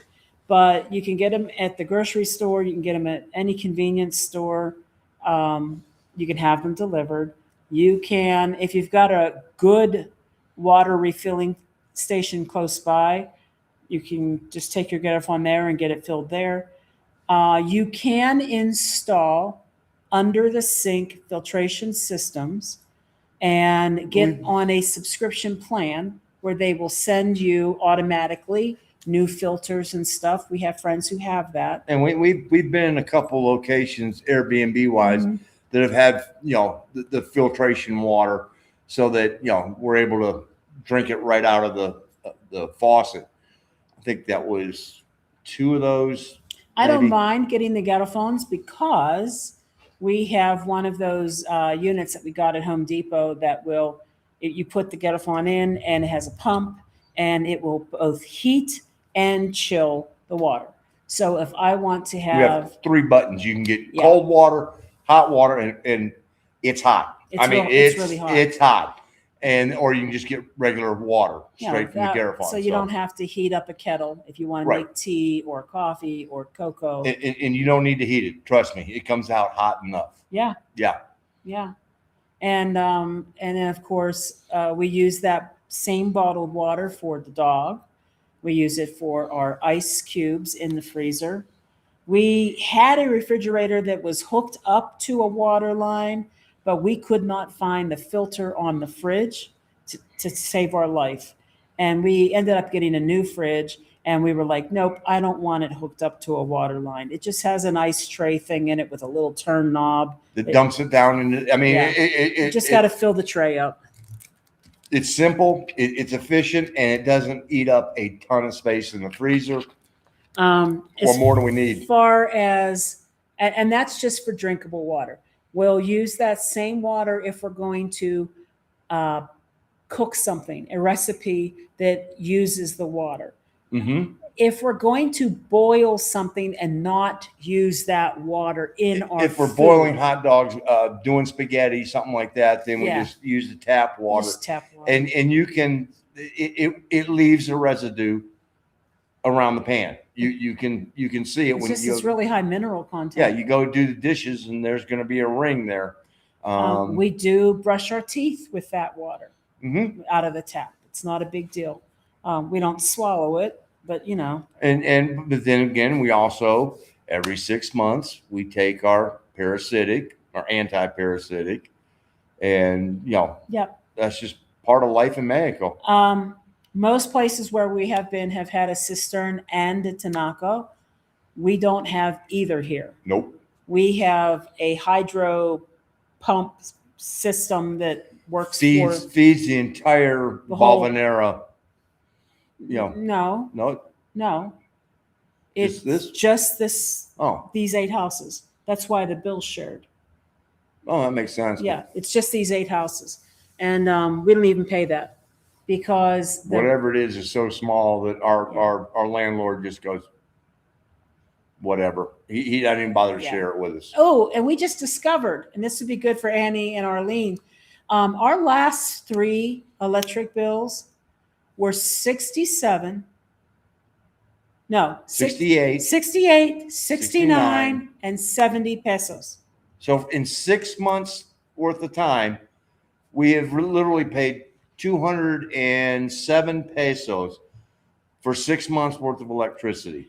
And the reason is because we do have solar panels up on the roof of one of the rooms. Not a shit pot full. I mean, I think it's only two They're two large panels. though. I know, but when you think of solar panels, I mean, it's just 2 individual panels that are about 8-10 feet long by about 3 feet wide, and there's 2 of them. So figure 6 by 10, 6 by 8, and it produces enough electricity that we're generating more than what we're using. And what we found out is that the 68, 69, 70, that's the administration bill to bill you. That's basically the service fee. you know, and I'm going, you know, if I'm gonna pay $13 for 6 months for electricity, Yeah. that's fine. Yeah. Oh, it's starting to get dark now. Well, Okay. it is going on 7 o'clock. Yeah, but I mean, it's noticeable in the last couple minutes. Anyway, the solar panels we don't have battery backup. So once the sun's gone, then we're actually using electricity. I'm thinking the next bill will probably have something because we run our air conditioner at night in our bedroom. So that's coming straight off the grid. We have been for the last 4 months. Yes, we have. I don't know. But I think it's been working harder. Well, it's because it's been hotter. Yeah. So I expect to have a higher bill. And so my game plan on that is I'm going to start it earlier while the sun's still up to lower the temperature down, so it doesn't have to work as hard to get the temperature down. Because we're generating electricity. That's true. Yeah. I mean, we could literally turn the air conditioners on all the bedrooms in here during the day when the sun's up. It's not going to cost us anything. So, Claudio and Carlos are trapped. They're trapped in the car with the hail. Yeah, yeah. And that's why we have a cisterna, because the city otherwise shits it down. They shit it down. But now they have it on more. But because of our cisterna, we always have one. Right. You guys have got that figured out, and you figured it out early is, you know, as long as you guys are fill it while they've got the water on. When they shut it off, yep, you're golden. Yep. So they have a cisterna and two tinacos. The interesting thing about the tinaco, and I didn't realize this, I looked inside the one that was on the roof when we were in Merida, and it's basically got a float valve on it, like a toilet tank. Well, they had that, and that's it. Like when you use it, it falls down, kicks the water on, and then it rises up and shuts off. Jose Luis, when he was filling up, when they finally got the bomba replaced. Yeah. You know, and we had a huge cistern in El Tejar that was underneath the garage, and the pump was broken, and it pumped the water in from the river, and you definitely did not want to drink this water. But but when they finally got the pump replaced, they were refilling it, and it ran for, oh my God, hours refilling this cistern. Wow. So besides the water guy, are there any other delivery people that drive around your neighborhood, or do you not get them because you're in a gated community? We don't get the recycle person. Well, we don't get them. We don't get the fruiteria and you know, we don't get any of those. They're doing, you know, vending from a truck. That we don't get. We don't get the little musical gas tank guy. No, but we do get. We don't get panadero con el pan. No. But we do get, you know, I mean, there's gas delivery trucks every day, and you see them. But they get called in. Yeah, they get called in by their customers. You know, and Amazon now knows exactly where we're at. Trust me. Yes, they do. Yeah, and DHL, you know, Estafeta, DD. It took us a hard time because, well, we have this tradition, and it, obviously, since the Canes are still playing hockey, it's worked very well. That, you know, the when Annie Vett and Arlene, when the Canes playing hockey, it's the four of us yelling at the TV. And you think I'm joking? I'm the quiet one. I didn't realize that I was not saying the F word enough, you know, at the screen. But you know, we started out doing this. We started out getting Pizza Hut pan pizza, and they'd win. And so it sort of became, okay, the Canes are on. All right, call Pizza Hut. Couldn't get them to deliver here. We kept trying to put the You know, address in, and they would not. and it was like, And so the last time I went to Pizza Hut and I had them deliver it to the caseta, the guard shack. And then in the inside, I wrote our address. And sure enough, We showed up. boom, here. So It just took a while to figure it out. Yeah. It's one of those where, our guard shack is Tight.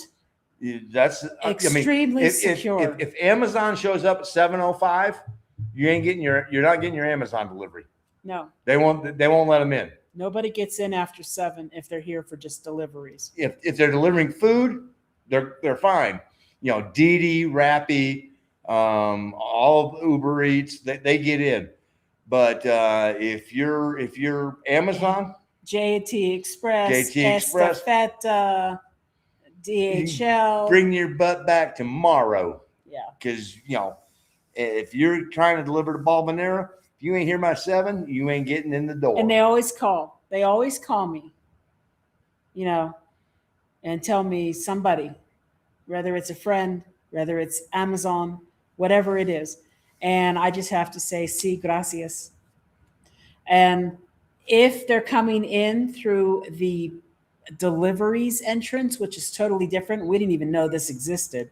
Well, if their truck is too big, they can't get in the front. We didn't know about that until we bought the refrigerator. Yeah. And Home Depot is coming to deliver the refrigerator, and they're like, well, they're at the gate and they won't let them in. I drove up to the gate and am having a conversation, well, my version of a conversation with them to figure out, ain't no Home Depot truck around here. And they're like, la otra puerta que están en Parque Industrial. Hold on, there's a second entrance to this place. We didn't know that they could get in a second way. And that's the one for the industrial, the one that the gas trucks come in, the one that the Coke trucks come in. Basically, if they're too big to come through the caseta entrance. Right. They come through and they'll send me a WhatsApp message instead from the industrial side. And it's funny because one day they asked if it's okay for Amazon. And I kind of wrote back and I said, sí, todos los días. Todos los días. Siempre. Because they were coming in almost every day. Cada dia. Cada dia. Yeah. Anyway. Oh, we have 2 cisterns, 2 tinacos, and we can move water back and forth if we're running low. That's awesome. And that's what you have to do here, especially if you're in the Central Highlands where water is at a premium. You have to make sure that you have enough, and you also have to make sure that you're cognizant of the fact that water is a commodity that is not in an overly abundant supply. Where we come from, in the eastern half of the U.S., there's not a problem with water. So right. We don't think about, it was foreign to us to go. I know that Asheville and North Carolina right now are under a drought and they're doing water conservation and everything else. They don't know what a drought is. SLP down to 13% in the reservoir, and they're telling people cut your consumption by 50%. That's when it's like, folks, there's a finite amount of water left here, and it's one of the reasons that places like San Luis Potosí and Querétaro, especially Querétaro, has developed a reputation here of they've started to get a lot of data centers in and around Querétaro. Data centers get hot. They require water to cool them. And so, some of the smarter companies have figured out that they're going to have to do the closed system with chillers, which is similar to what they do with a nuclear reactor. Is they cool a reactor by having a closed loop system.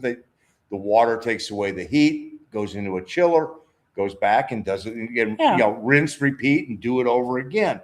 And so because there is a finite amount of water, the data centers that are coming to this area, I think are probably going to have to adopt that particular system, because you can't just waste that much water. I mean, here where we live, they use gray water for the golf course and the polo grounds, which gray water means it's been used once, or twice, and they just keep recycling it back and forth. So, it's good ecological practice. Boom. And yes, the electric bill is unheard of. Solar panels are the way to go. And I know that if you get solar panels, you have to set up, I want to say, an appointment with a CFE technician to get them integrated into the grid. Yeah. And then once they're integrated into the grid, the amount of electricity you generate is credited toward your account. And so then, of course, your consumption is subtracted from that. And that's pretty much why our bill has been what it's been. That's just a maintenance fee. That's just the billing fee. We haven't owed really any electricity as far as the usage goes. When we first got here, we did. We had 2 months that we had bills that were about 2,000 pesos or a little less, maybe 1,800. And then after that, nothing. It was all really inexpensive bills. And I just assumed it was because it got cooler and we weren't running the air much, but we were running the heat at night in the bedroom when it was cold. And we ran it during the day sometimes. Shortly. I mean, you don't need it a lot here. I mean, trust me, there's not that long of a season where you go, we need the heat. But yeah, and I know that from our conversations with a restaurant owner in, God, where was that? Progreso.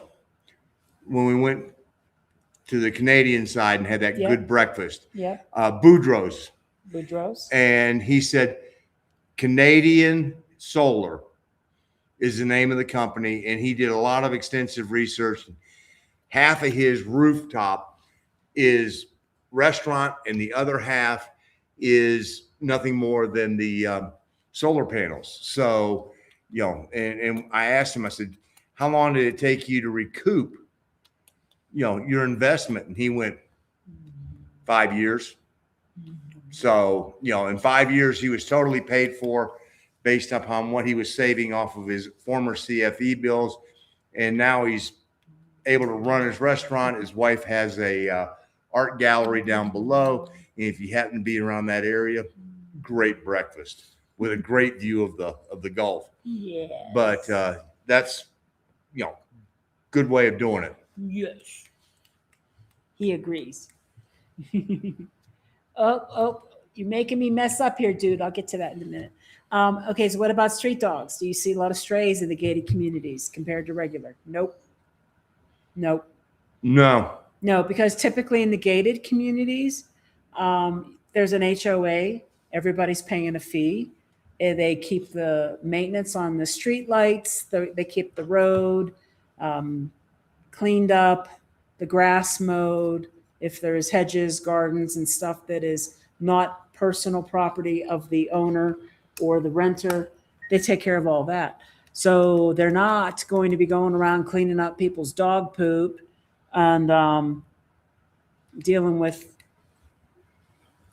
stray dogs. We've never seen stray animals in those neighborhoods. No, I mean, we've got dog walkers that in the morning walk around with, I think the most I've seen is like 8 dogs. One guy walking 8 dogs, and ranging from, size of a big lab, down to Chihuahuas, and away they go. And they're just all, okay. Yeah, I haven't really seen, in fact, where we are right now, The only dog I've seen off leash is that boxer. And that boxer belongs to one of the people here Yeah. in our little area of 8 houses. So, and these 8 houses, they're contained. They're all gated. And the only thing that's open is the green space, the yard, and the pool in Interior. the interior. So the dogs aren't getting out. So the boxer that's roaming around, he's not getting outside anywhere. He's right inside this little enclave. He just strolls up on. I mean, Yeah. and he's as passive as can be because I mean we've been sitting outside and he just sort of strolled up and hey. You know, it doesn't interact, but he's just like, well, whatever. You know, Yeah. Max was like, "Ah!" You know, Yeah, Max got all barky on him. Canes aren't playing hockey. They are emotionally abusing other people on ice skates. Playing hockey makes it sound like there's actually a chance they can lose. You know what? When this series started, I could not believe how aggressive the Canes were playing. I just couldn't believe it. well, I mean, when it started out with in the Ottawa series, when the playoffs opened, we literally were playing like the Panthers did last year. The Panthers I mean, and would spank us. and Florida kicked our butts 2 years in a row, and they were, you know, taking the aggression to them, hitting them hard, doing this, doing that. And when the playoffs started against Ottawa, you know, it was like, who are these guys? And they did that, and it was a little bit, you know, I mean, it was tight. All the games were good. And against Fili, same thing. Do I think we're going to get away with doing that again as far as a sweep with you know, the Canadians? You know, we can hope, but I got a feeling it's going to be a little bit tighter of a series, and I'm hoping Canes in 5, maybe 6, but you know, I think that they're the youngest team still playing hockey, and eventually that age is going to show up, and experience does pay off because you know that's a man's game. I mean, Yes. Okay. And not that I have a problem with street dogs in Mexico, but my dog was attacked last year while we were walking. Now I have a lot of anxiety when I'm walking my dog. yeah, it really, I mean, we've lived in between Airbnbs and here. I would say about half of the places have probably been gated as far as a community. And we really have not noticed that inside a gated community, there's been a lot of loose dogs.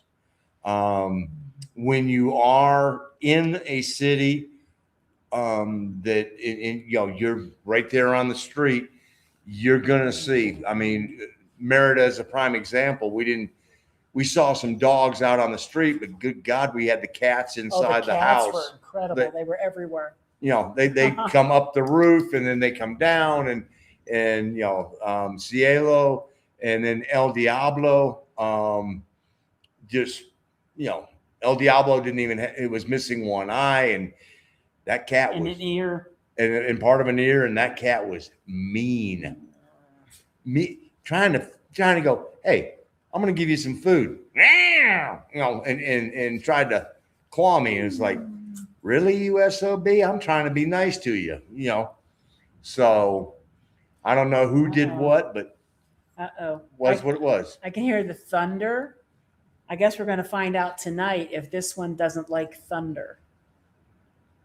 Yeah. Yes. Yes, we Well, are. we're gonna find out. We're going to find out. See, Daddy, it's your turn. Hey, bud. The Canes did 2 sweeps, won 4 in a row twice, and I'm good with that. That's right. That was pretty impressive, man, too.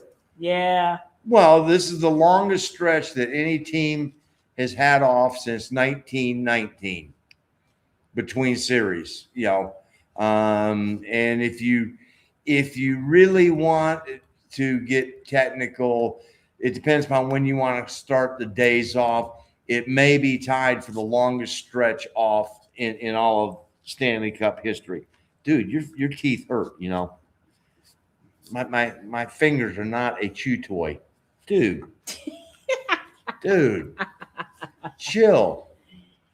Ow. Ow. Yeah. So, you know. That's when you take his mouth and you do this. Yeah, well, we're trying to entertain people here at the same time. So, dude. He's getting chewed up. Dude, stop that. He's like, I want to play, Daddy. I get that, but don't chew my hand off. Oh, no.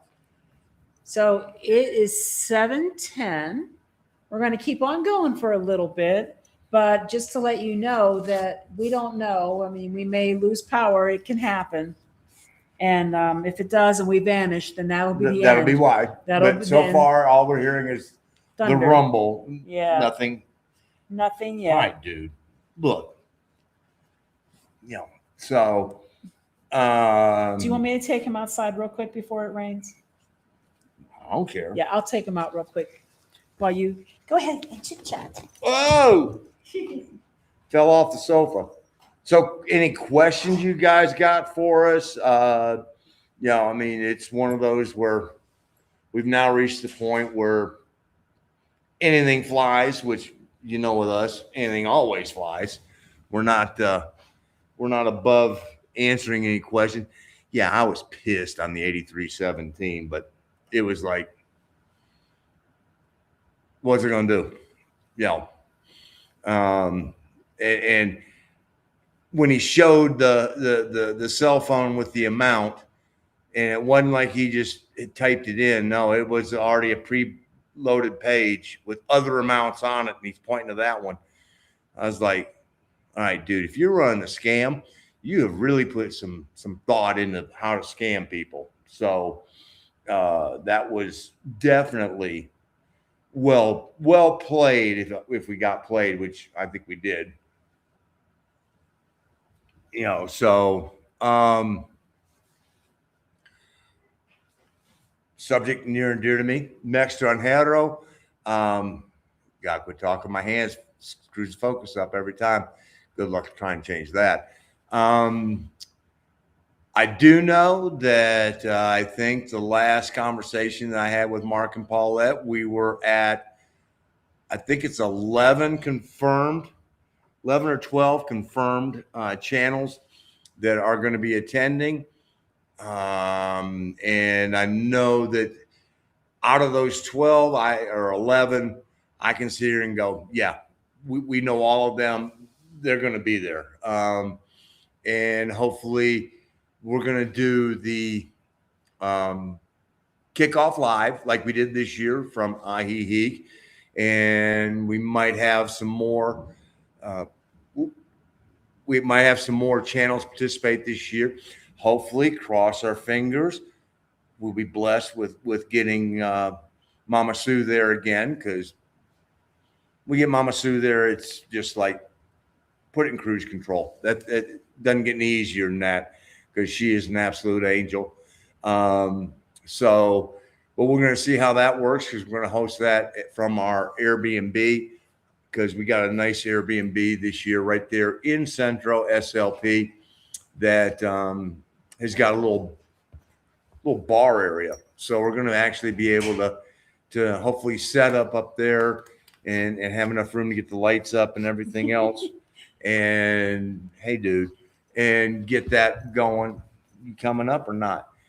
He still hasn't convinced himself that he can jump. It started raining too. So, but I know that Mark and Paulette and Jeff and Sherry are working hard on putting this all together. Dude, wait, let me get this. What are you doing? Give him something to chew on other than my arm. Chicken chew. There you go. So, you know, that's they're working to put all that together to get a good good itinerary that's available for everybody. Dude, what wound you up? The rain. So, and I think that one of the things that I know that we've had conversations with Mark and Paulette, and I think one of the things that they're focused on this year or next year is going to be more time spent with the subscribers, because you guys are the ones that make all this happen. That's the important part. So, dude, get it all out. So, Are you okay? yeah, I don't know. Is he okay? dude. The rain was just too much for him. Ow! Jeez. Uh-oh. That wasn't a nip. That was a bite. Yes, he go. Yeah, dude. I know you're praying. That's right. It's a little more. When you first arrived in Mexico, were you more strict with your food choices? I got Montezuma's revenge once in Guadalajara from a fresh strawberry drink. Well, let's see, Eunice. No, we weren't more strict. But I think the change, and I think this is true no matter what, no matter where you go in the world, you are always going to get traveler's diarrhea. It happens. And it doesn't necessarily mean that it's bacterial contamination or parasitic contamination or even amoebas. Right. It just means that it's different and your system's not used to it and it has to try to readjust. Well, and the other part of that is, so many people talk about that, I went to Mexico and got, food poisoning. Well, they at an all-inclusive resort. At an all-inclusive resort. Where you had all you can drink alcohol. And oh, by the way, 98% of the rest of the people that were at this resort didn't get it. So what that tells you is that, first of all, you're overindulging, which, hey, I am the first one to tell you, if I'm paying for an all-inclusive resort, I'm getting my money's worth, because however, I don't think she's talking about that. No, I know. What I'm saying is as far as the monitoring, it's the shock to the system. You overdo so many different things into it, and it gets to there. So, knock on wood, so far, neither one of us had really gotten, you had the parasitic, I think, that one time. I don't think it was parasitic, though. It lasted for quite some time, but at the same time, I have like IBS like issues, and certain foods will trigger a reaction, and that reaction can last for days, sometimes weeks, with me. And I just recently got over a mild case of this, where I was sick and in the bathroom for 2 or 3 hours, and then I'm good for one day. And then we go to the Renaissance Fair, and the next day for breakfast, I trigger it again by having a waffle with butter, fat, sugar, carbs, and a cup of coffee. Instant poop from coffee. Coffee makes you poop. So I again, 2 hours in the bathroom. This stuff, it's bad food choices for me. I like coffee, and I know what coffee can do, and yet I drink it. That's on me. Well, and I am the more conservative of the two when it comes to what I eat, by a long shot. I mean, by a long shot. And so I don't stray too much, but, I'm eating, pollo and res and cerdo, in a lot of different ways, and hadn't really affected me. So I think a lot of it really is keeping Keeping it in moderation, and we've eaten from, food carts. We've eaten from, Well, I will say, if you get your meat from a mercado or carniceria, I would get it early in the morning. yeah, I would agree. The longer that it sits out during the day, the higher the chances are that there could be a bacterial overgrowth. I don't know about fruit though. I think It's entirely possible that certain fertilizers, particularly natural fertilizers, could contaminate fruit.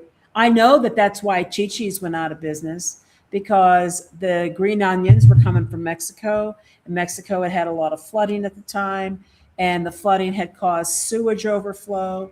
And these green onions were in the Chi-Chi's restaurants, and they weren't getting washed as much as they needed to, and a bunch of people got hepatitis A.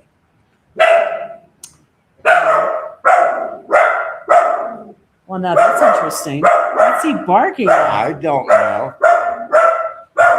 His own shadow. He's barking at himself. Dude, that's you. That's you. He's finally learned that there's another dog that lives outside on the other side of the glass window. Yeah. Dude, he actually this morning also ran into the door. He was so excited. There's nobody out there. When he saw Gina, he ran and tried to go right through the door and doink and was like, oh, Nobody out here. so nobody's there, dude. It's just your shadow. But yeah, so I think that I was more cautious just because it's in my nature, because I am more conservative in what I eat. She's the one that will eat the insects, and she's the one that will go, oh yeah, let me try this, let me try that. But it really hadn't affected us. And the longer we were here, the more comfortable we were in expanding horizons. And I think a lot of that, maybe we eased ourselves into it and did that unintentionally. Don't know, but no, we're pretty good as far as that goes. Yeah, we're good, but we do recommend that you take an anti-parasitic every 6 months, at least once a year. You just never know. They recommend every 6 months, and it's like I think $10, $12 a dose. So we look at it as go. I mean, it could be ivermectin, or it could be that stuff we buy, the Lovamax. Okay, dude. He is convinced that his reflection is another dog. When I opened the door, he stopped barking, and he's like looking around, like, where's the other dog?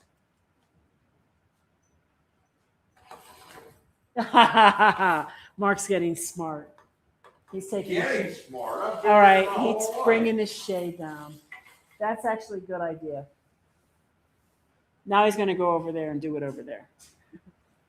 No, you're not. All right. Puppy teeth are so sharp. Yeah, they are. I don't know. See, there's nothing out there for you, bud. There's no other dogs. Yeah, Bandit wasn't much of a biter. He was when he was a puppy. No, I know. I'm just saying, We're talking he's playing, and he's just oh goodness, put that chewing thing and away. he's nipping. So Yeah, he's sticking his little weenie out. That's what he's doing. Little weenie dog. I haven't heard Truly Remarkable Life mention anything about Mixed Ranjero. Are they not participating this they time? will definitely be there. No, they'll be there. They've been very busy because Craig had surgery Yes. on his knee, and so KJ was having to take care of Craig, B, take care of the business, because when we were there, it was amazing how busy these two guys were. yeah, they're busy. I mean, between the number of tours that they're giving and everything else, they have created this little industry right there in Ahihi. And so, one of them going down would put a strain on the business no matter what. then one of them going down and the other having to be the caregiver along with keeping the business afloat has caused them to be extremely stressed. But good news is Craig is recovering wonderfully and everything else. And they are part of the steering committee. I mean, yeah, they're working behind the scenes. Yeah, I mean, the Extranjero, the hosts each year, this year being Mark and Paulette from Two Travelers Mexico and Jeff and Sherry from Pawpaw Moved to Mexico. They do the bulk of the work. But between Craig and KJ and Gina and myself, we are the ones that are sort of behind the scenes, putting the little pieces that administratively and this and that and everything else, and are here to guide and go, okay, hey, no, let's look at doing this, or have you guys thought this is what we did, and we're here as sounding boards and everything else. But well, first of all, we're pretty parental in it because, well, it's our baby. We never thought it was going to come into or grow into what it has become, and which makes us immensely happy and very proud. But so the four of us, and originally it was five of us with Ernie, and Ernie just and everybody we get questions about Ernie. Everything's fine health wise and everything else. He has another project that is taking his time. So, and it's something that he has chosen to undertake, and he's sort of forced to put YouTube on the back burner for a little bit. So that's what, that foursome right now, we're the driving force behind Extranjero. When we moved to Florida, I had stomach cramps. Mexico could clean teeth, etc. Nothing. I think the whole thing about traveler's diarrhea is pretty consistent no matter where you go in the world, and it just takes a little bit of time. System shock. It is a system shock. It could be something as simple as the spices that are used in the local food. It could be something in the water, like mineral content in the water that affects you in a different way. It could be a lot of things, and majority. What are you barking at now, bud? Where's he at? Oh, where is he? Oh, he's behind you. Right over here. Yeah. One of the things is, normally when we go to foreign countries, we tend to be on vacation. Yeah. So one of the things of vacation is I'm going to do things I normally don't do at home. Yeah. And so those splurges come with prices.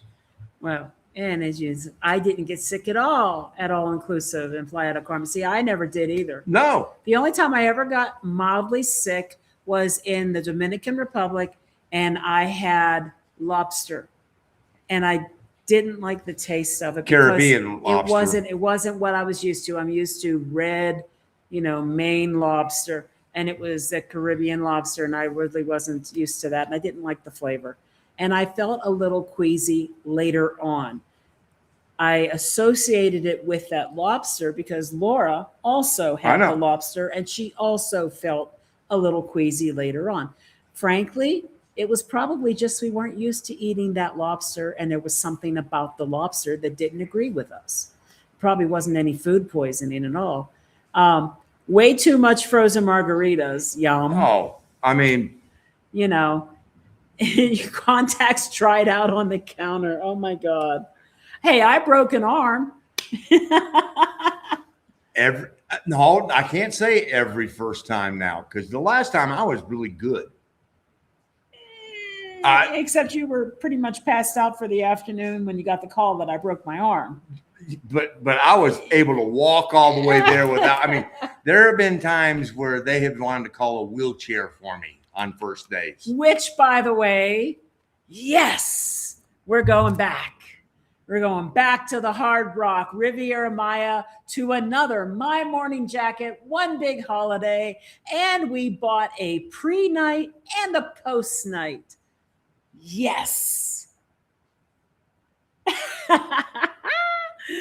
And we get to see My Morning Jacket.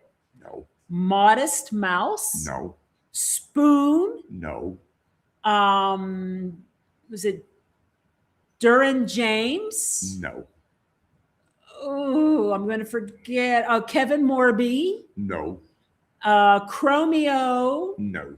And I don't know. And some other people that I don't know. So. And I will do the smoke bar. Yeah.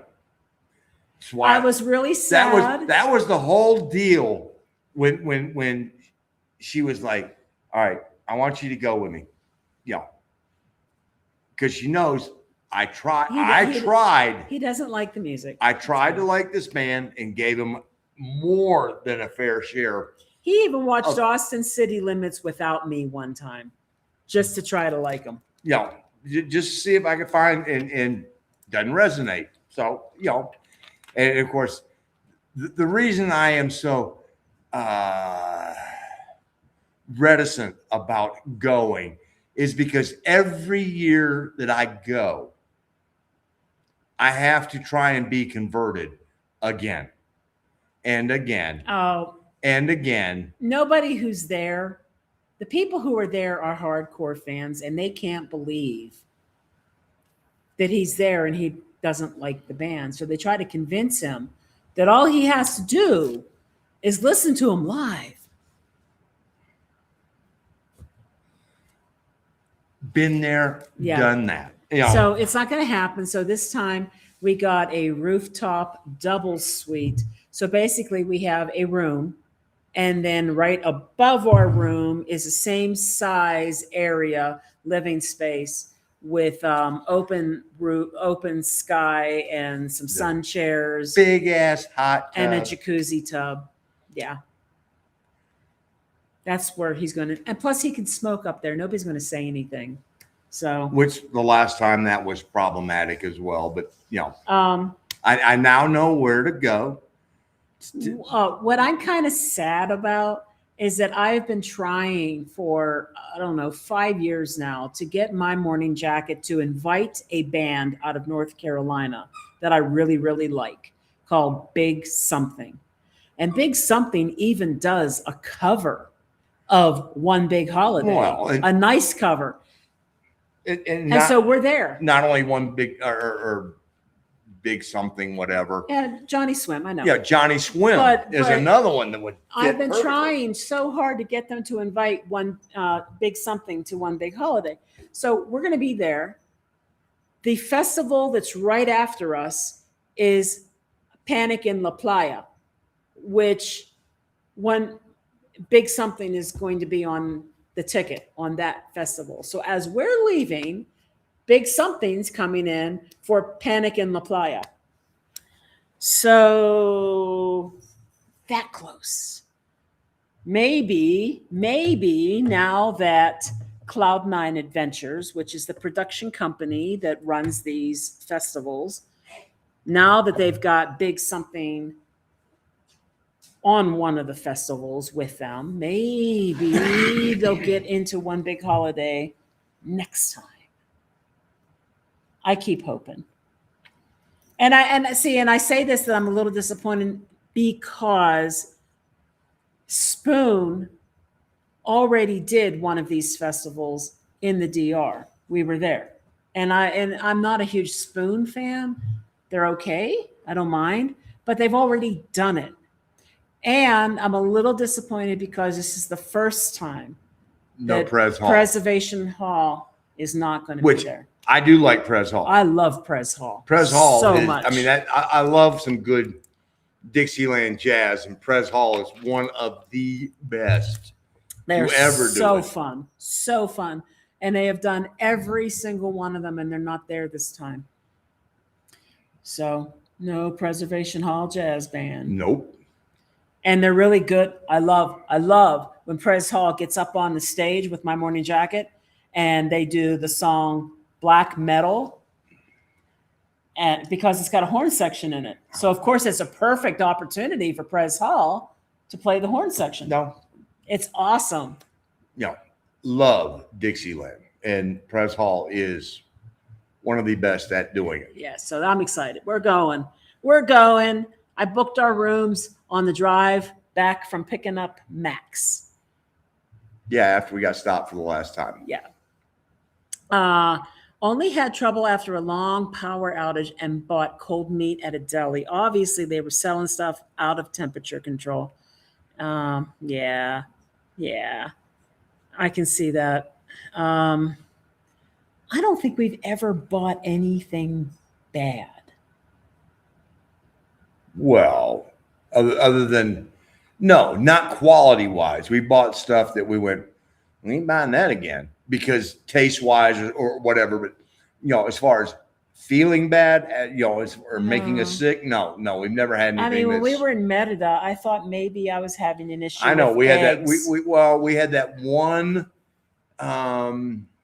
I was having an issue for almost 2 weeks, and I thought maybe it was eggs, but I honestly no. It wasn't. We both had that one incident where we were in Valladolid. No, in Merida, where we went to that luncheonera that was over by the Mercado, and both of us were feeling a little afterwards. And that was that one that we sat outside. I remember that, but I'm talking about the eggs. I get that. I thought but for a while, for almost 2 weeks, and I had totally cut eggs out of my diet for a while. And we were new here, and I wasn't sure what it could be that was causing it. And I was eliminating things, trying to reintroduce things slowly. And I never did figure out what it was. It lasted about 2 weeks. And honestly, I just think it's a change in diet. Yeah. It's just a change in diet. Yeah, I mean, it just spices, especially for me, because I like peppers. Well, hot peppers can give you some. She's a lot more adventurous in the. Yes. Oh, let me eat this. Let me eat this. Yes. Yeah. Just did food poisoning yesterday. Looked at it as a training camp for what's to come. I would think honestly, Jesse, I don't think you're going to encounter a whole hell of a lot. I mean, that's just, I think that one of the ways of probably tempering it is ease into the diet. Yeah. And especially, you're going to Ajijic, you're going to be able to eat fairly regularly what you were used to eating in the U.S. and then just slowly start to, if you go full bore, okay, I'm going to this street vendor, I'm going to this street vendor, and you do that for a week, yeah, your system may go, no, so ease into it with a little bit of introduction going, okay, I'm going to cook this, do this, cook this, do this. You'll be fine. Yeah. I think so too. And then 1 capsule antiparasitic once a week. Yeah, it's a good idea. And, the other thing is too, is if you are around, just for an example, let's say you're around a lot of street dogs and street cats, they carry parasites. And if you're handling them, things like that, there's a chance you could end up with them too. So it's always a good idea if you're going to do that kind of work, And, with the street animals, you got the thing of ringworm. Oh, Lord. I'm just throwing that out there. I know.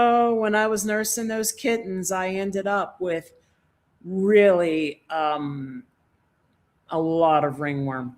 Basically, in all the areas where the kittens would lay and rest against me. I had it going up my neck, down my chest, and then if I would touch it and touch something else, it got to the point where, and if this was the United States, this would have never been possible. But I knew what to take orally. You would need a prescription in the US to get it. I knew that a surface cream was not. I had too much of it. A surface cream was not going to do it. So we went to the pharmacy and got an oral medication. And for about 4 weeks, I used that cream every day, twice a day. And I was taking the oral medication to finally get rid of it. And then it took, I don't even know, another 2 or 3 weeks for the scars to go away. Right. But the secret is just be aware, you got these animals running around the street, we look at it and go, okay, we got lucky in IEHE for the last Mexican Herald because, we had that kitten that just, wanted to come home with us. Yeah. And see, now, aren't you glad that, would you rather have Max or the cat? Enough said. Yeah. I already know the answer. So, I mean, it's one of those where, but we had them all, around them. We don't know what you possibly could pick up. I'd rather have you. Oh, I don't know what this is. It keeps popping up at the top of the page, but it's getting on my nerves. I wash all fruits and vegetables with iodine water. We do too. Yes, we do too. I have also heard that you can use a vinegar water. I don't know how effective that is. It's not like the iodine is expensive. No, I think the iodine is probably more effective in my opinion, but that's just my opinion. And it's not expensive, so. No, it's not. Hey. And it doesn't take a whole lot. No, give me that. No, dude. Oh no, this chewing stuff. That's why I got you chew toys. Got it from a salad at a barbecue place. Who orders a salad at a barbecue place? Well, some people do. I mean, you can get a good salad. That's payback. That's going, all right, hold on. I'm going to get good barbecue and I'm getting the salad. That's just not true. No. Yes. And the iodine is yes. There's another thing you can get to, and I'm going to have to look and see what is in it. It's not iodine. If I had to guess, it's probably chlorhexidine, but I'm not exactly 100% sure. We have some. Yes. So I should go look. But it's clear. But you can always find clear colorless. You can always find the iodine solutions in any place that you're in as far as buying any fruit and produce. Vegetables. Yeah. It normally, like if we go to, let's just say La Comer, there's like an end cap, there's a side display, and it's just got, row upon row upon row upon row upon row, just going, here you go. Because, if you're in there buying those types of things, they do sell some things like some of the apio, celery, and carrot sticks. Some of that is already washed and prepared to eat. But on a whole, we wash everything just because it's so, it is a smart way of going. All right, deal with me here. I'm trying to. Hey. I'm just getting these so I can see. I know. See? What? Yeah, puppy for your birthday. Well, you got to come down and see it, Tom. Well, he is in November when we get our permanent residency. Okay, so this is what we buy for the. You can see that this is what we buy for iodine, and they have these in all different size bottles. You can get them in little squeezy drip type containers. You can get them in spray bottles. You can get them in pour bottles. And then this other one is the clear, colorless one. It's also made by Microdin. But I'm trying to see what the active ingredient is on this. I want to say it's chlorhexidine, but I don't know. And the reason I think it might be chlorhexidine is because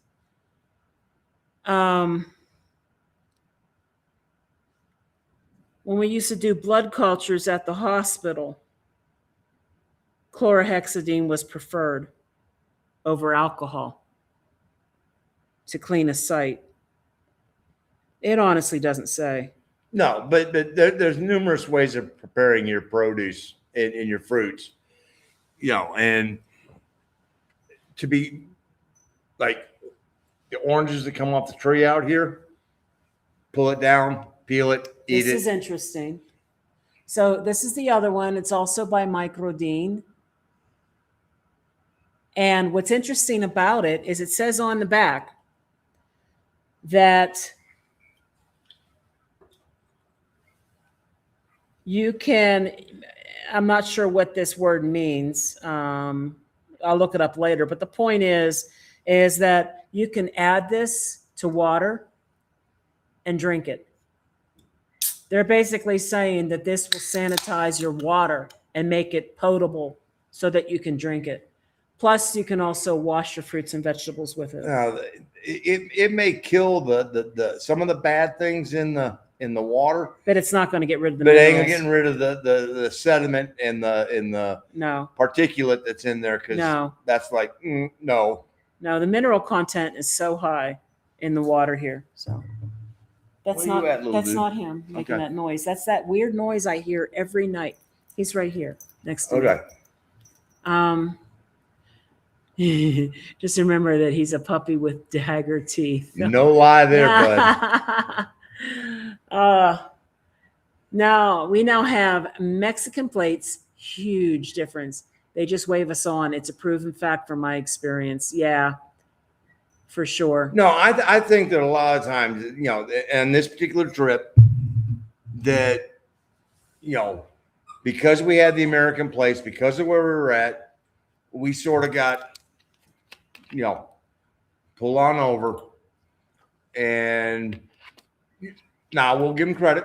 There wasn't a single time that they searched the car or anything like that. So that was all good. But, I think that they saw the U.S. plated car and were like, come on over here. Because if we can find anything wrong, we're getting something out of you.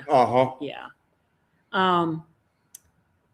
A few of those hotels are over a grand a night in January. Fancy places around Cancun. No lie. Yeah. Now, the Hard Rock is going to cost us almost $7,000 for 6 nights. 6 nights. But that includes the hotel and the talent. That's me donating my share to the talent, because we're paying for talent too because of the concerts. Some people call it talent. I know you don't call it talent. I call it moaning and wailing, but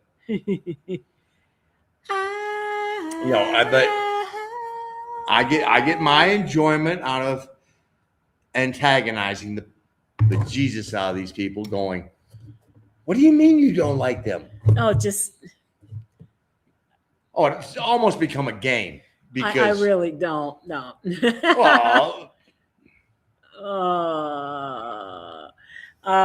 Remember, I inherited a Schnauzer, Gunther. Yep. When he was already a real old boy. By the way, what's the penalty for dog napping in Mexico?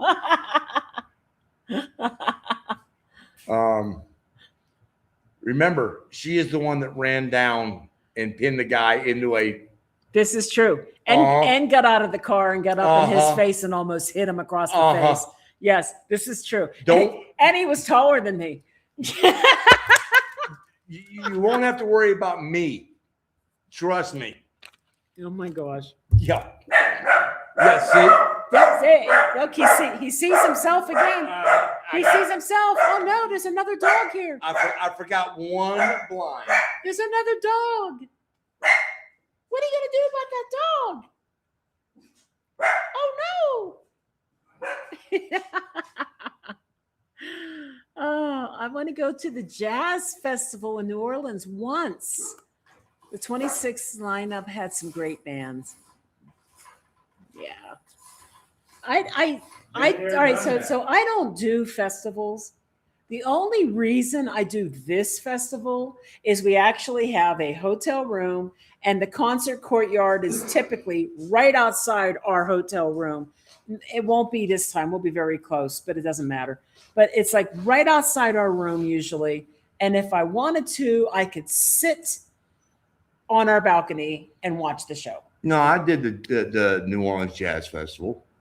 Well, I lived in New Orleans. Well, yeah, but you were there. And got to see the Neville brothers, which, and sorry, 24 single, can't remember a hell of a lot other than that. Well, I'm just being honest. I mean, yeah, I understand. And it was PDC, never go back. I mean,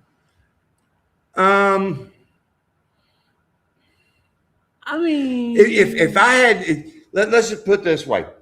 If I had to choose where to live in Riviera Maya between these three choices, Cancun, Tulum, or PDC, I'm in PDC.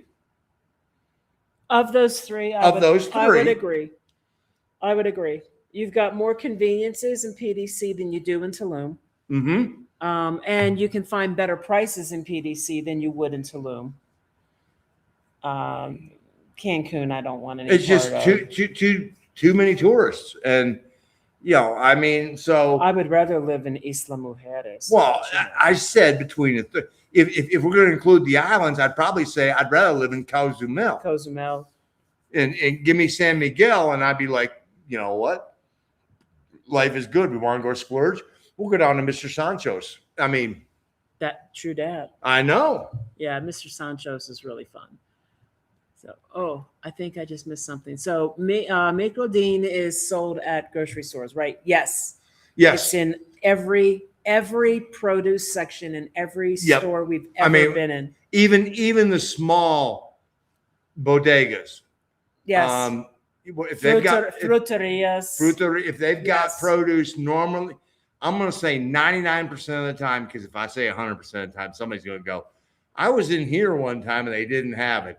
But I'm going to say 99% of the time, if they sell fruit and produce, they sell that. So,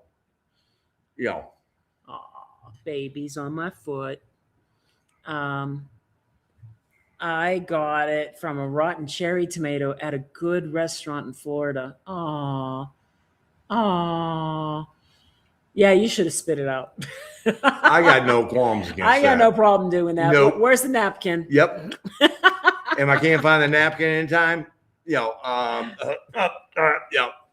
course, I've been known to do some pretty gross things out in public and in a place of business before, so. I ain't going there, baby. Is it Max with one X or Max with two? It's Maxwell.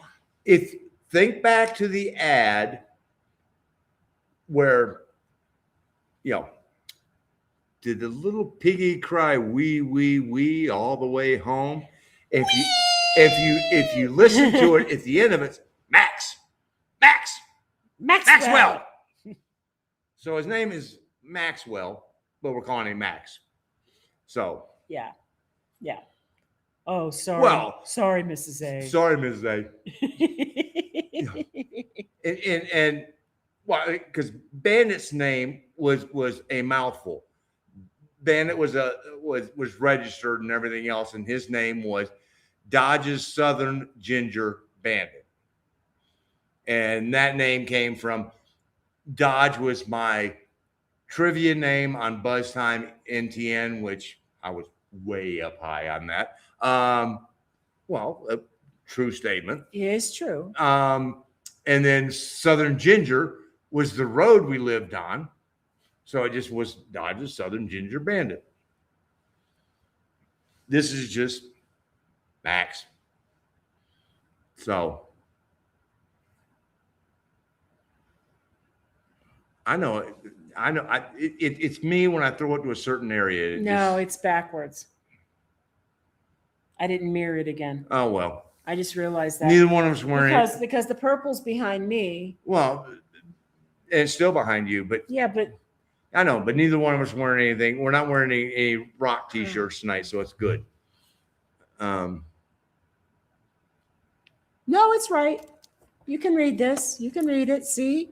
You can read it. Bonifant. Bonifant. All right, it's right. I'm just losing my mind. Okay.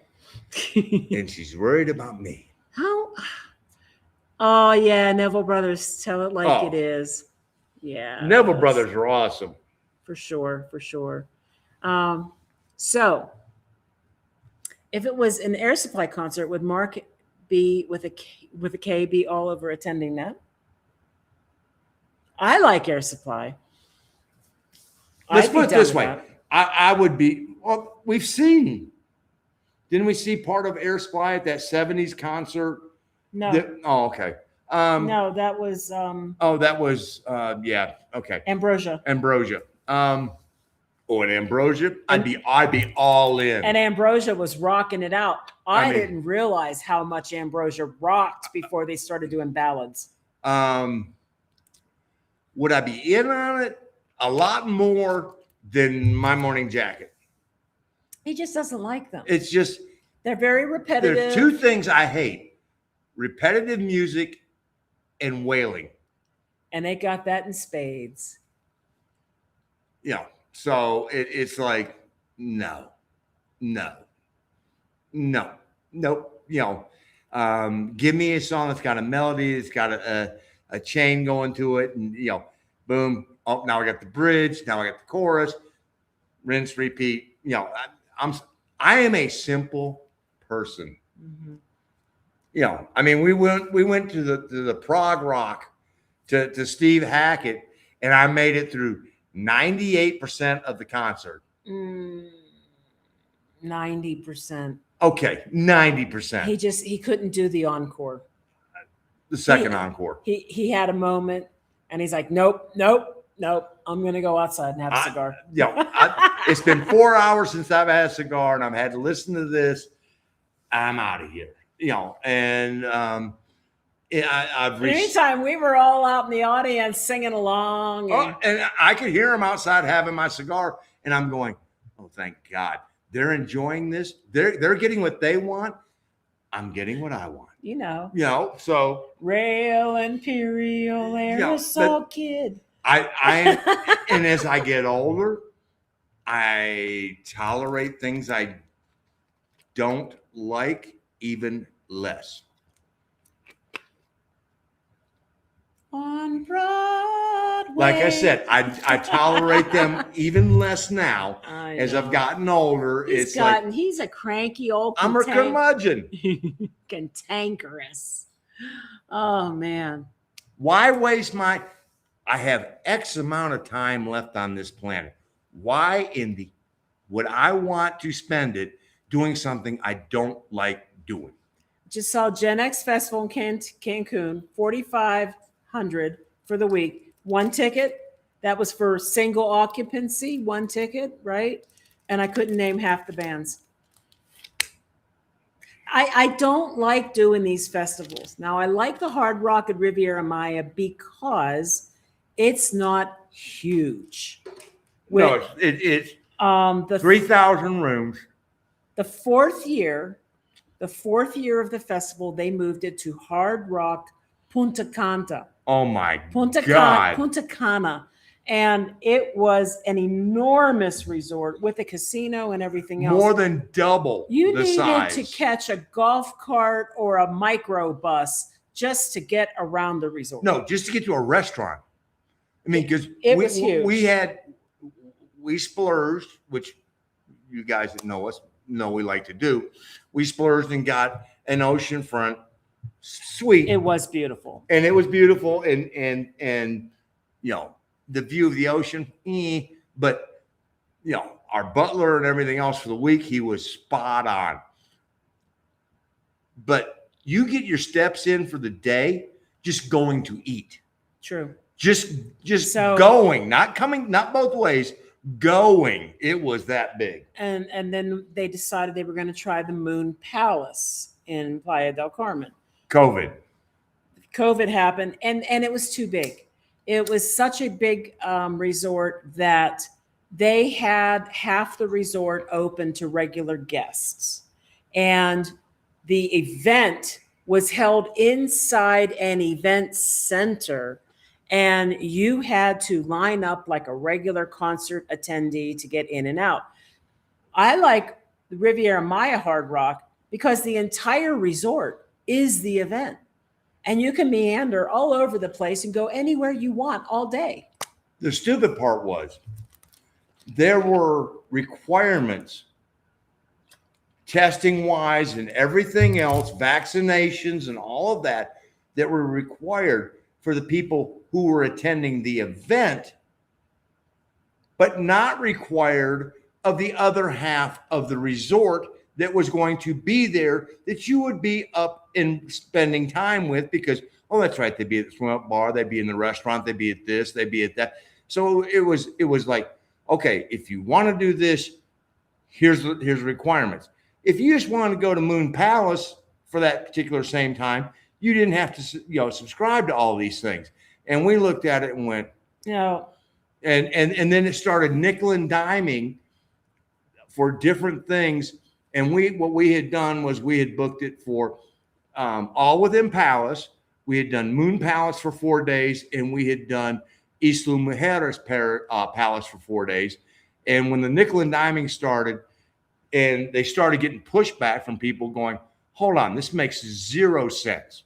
You're going to have us commingling. Yeah, I was trying to remember what it was. You're going to have us commingling with people, and these people aren't required to do this.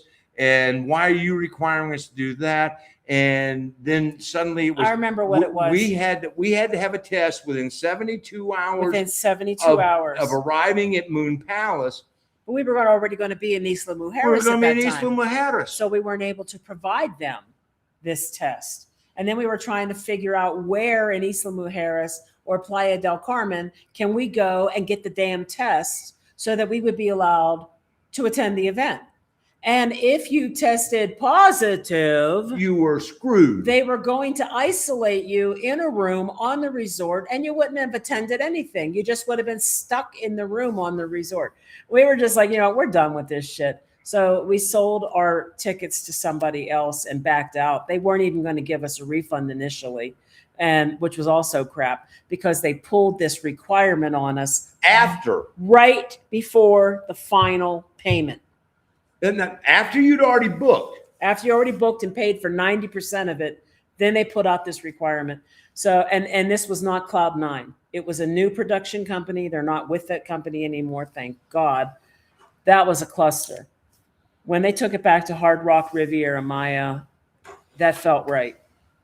And we like it there. And then we did 8 days in Isla Mujeres Palace right before they sold the hotel to a senior assisted living company. And oh my God, that was one of the best resorts because it had like 42 rooms. I mean, it was tiny. All the food was cooked for you on site. It wasn't one of that, oh, I'm getting this and no, it was a nice stay. And we could walk around the island from this place. It was great. I went to the Long Beach Jazz Festival back in the day. I feel honored seeing Coco Taylor and B.B. King. Love jazz and blues. Aww. And used to be in a blues band. Coco Taylor was the first blues singer. That's cool. I remember one of my things that I was really excited about, and I know you know who this is now. The first One Big Holiday Festival, they featured Mariachi El Bronx. Mariachi El Bronx is there's a punk rock band called The Bronx, but they have this alter ego called Mariachi El Bronx, where they actually do mariachi music in the full outfit and everything, but in English. They were the opening act on the first night. Probably one of the most strategic things that these event organizers ever did was to open this festival up with a mariachi band. Yeah, they were singing in English, but you should have seen the people on staff at the Hard Rock, how they were getting into it. And I still love Mariachi El Bronx to this day. They were so, so good. And then when we were in Punta Cana, I got to see Toots and the Maitas, literally legends. And he died just maybe a couple years later. That was just thrilling for me because I love reggae anyway. And to see Toots, I mean, the dude's a legend. That was awesome. Yeah. Yeah.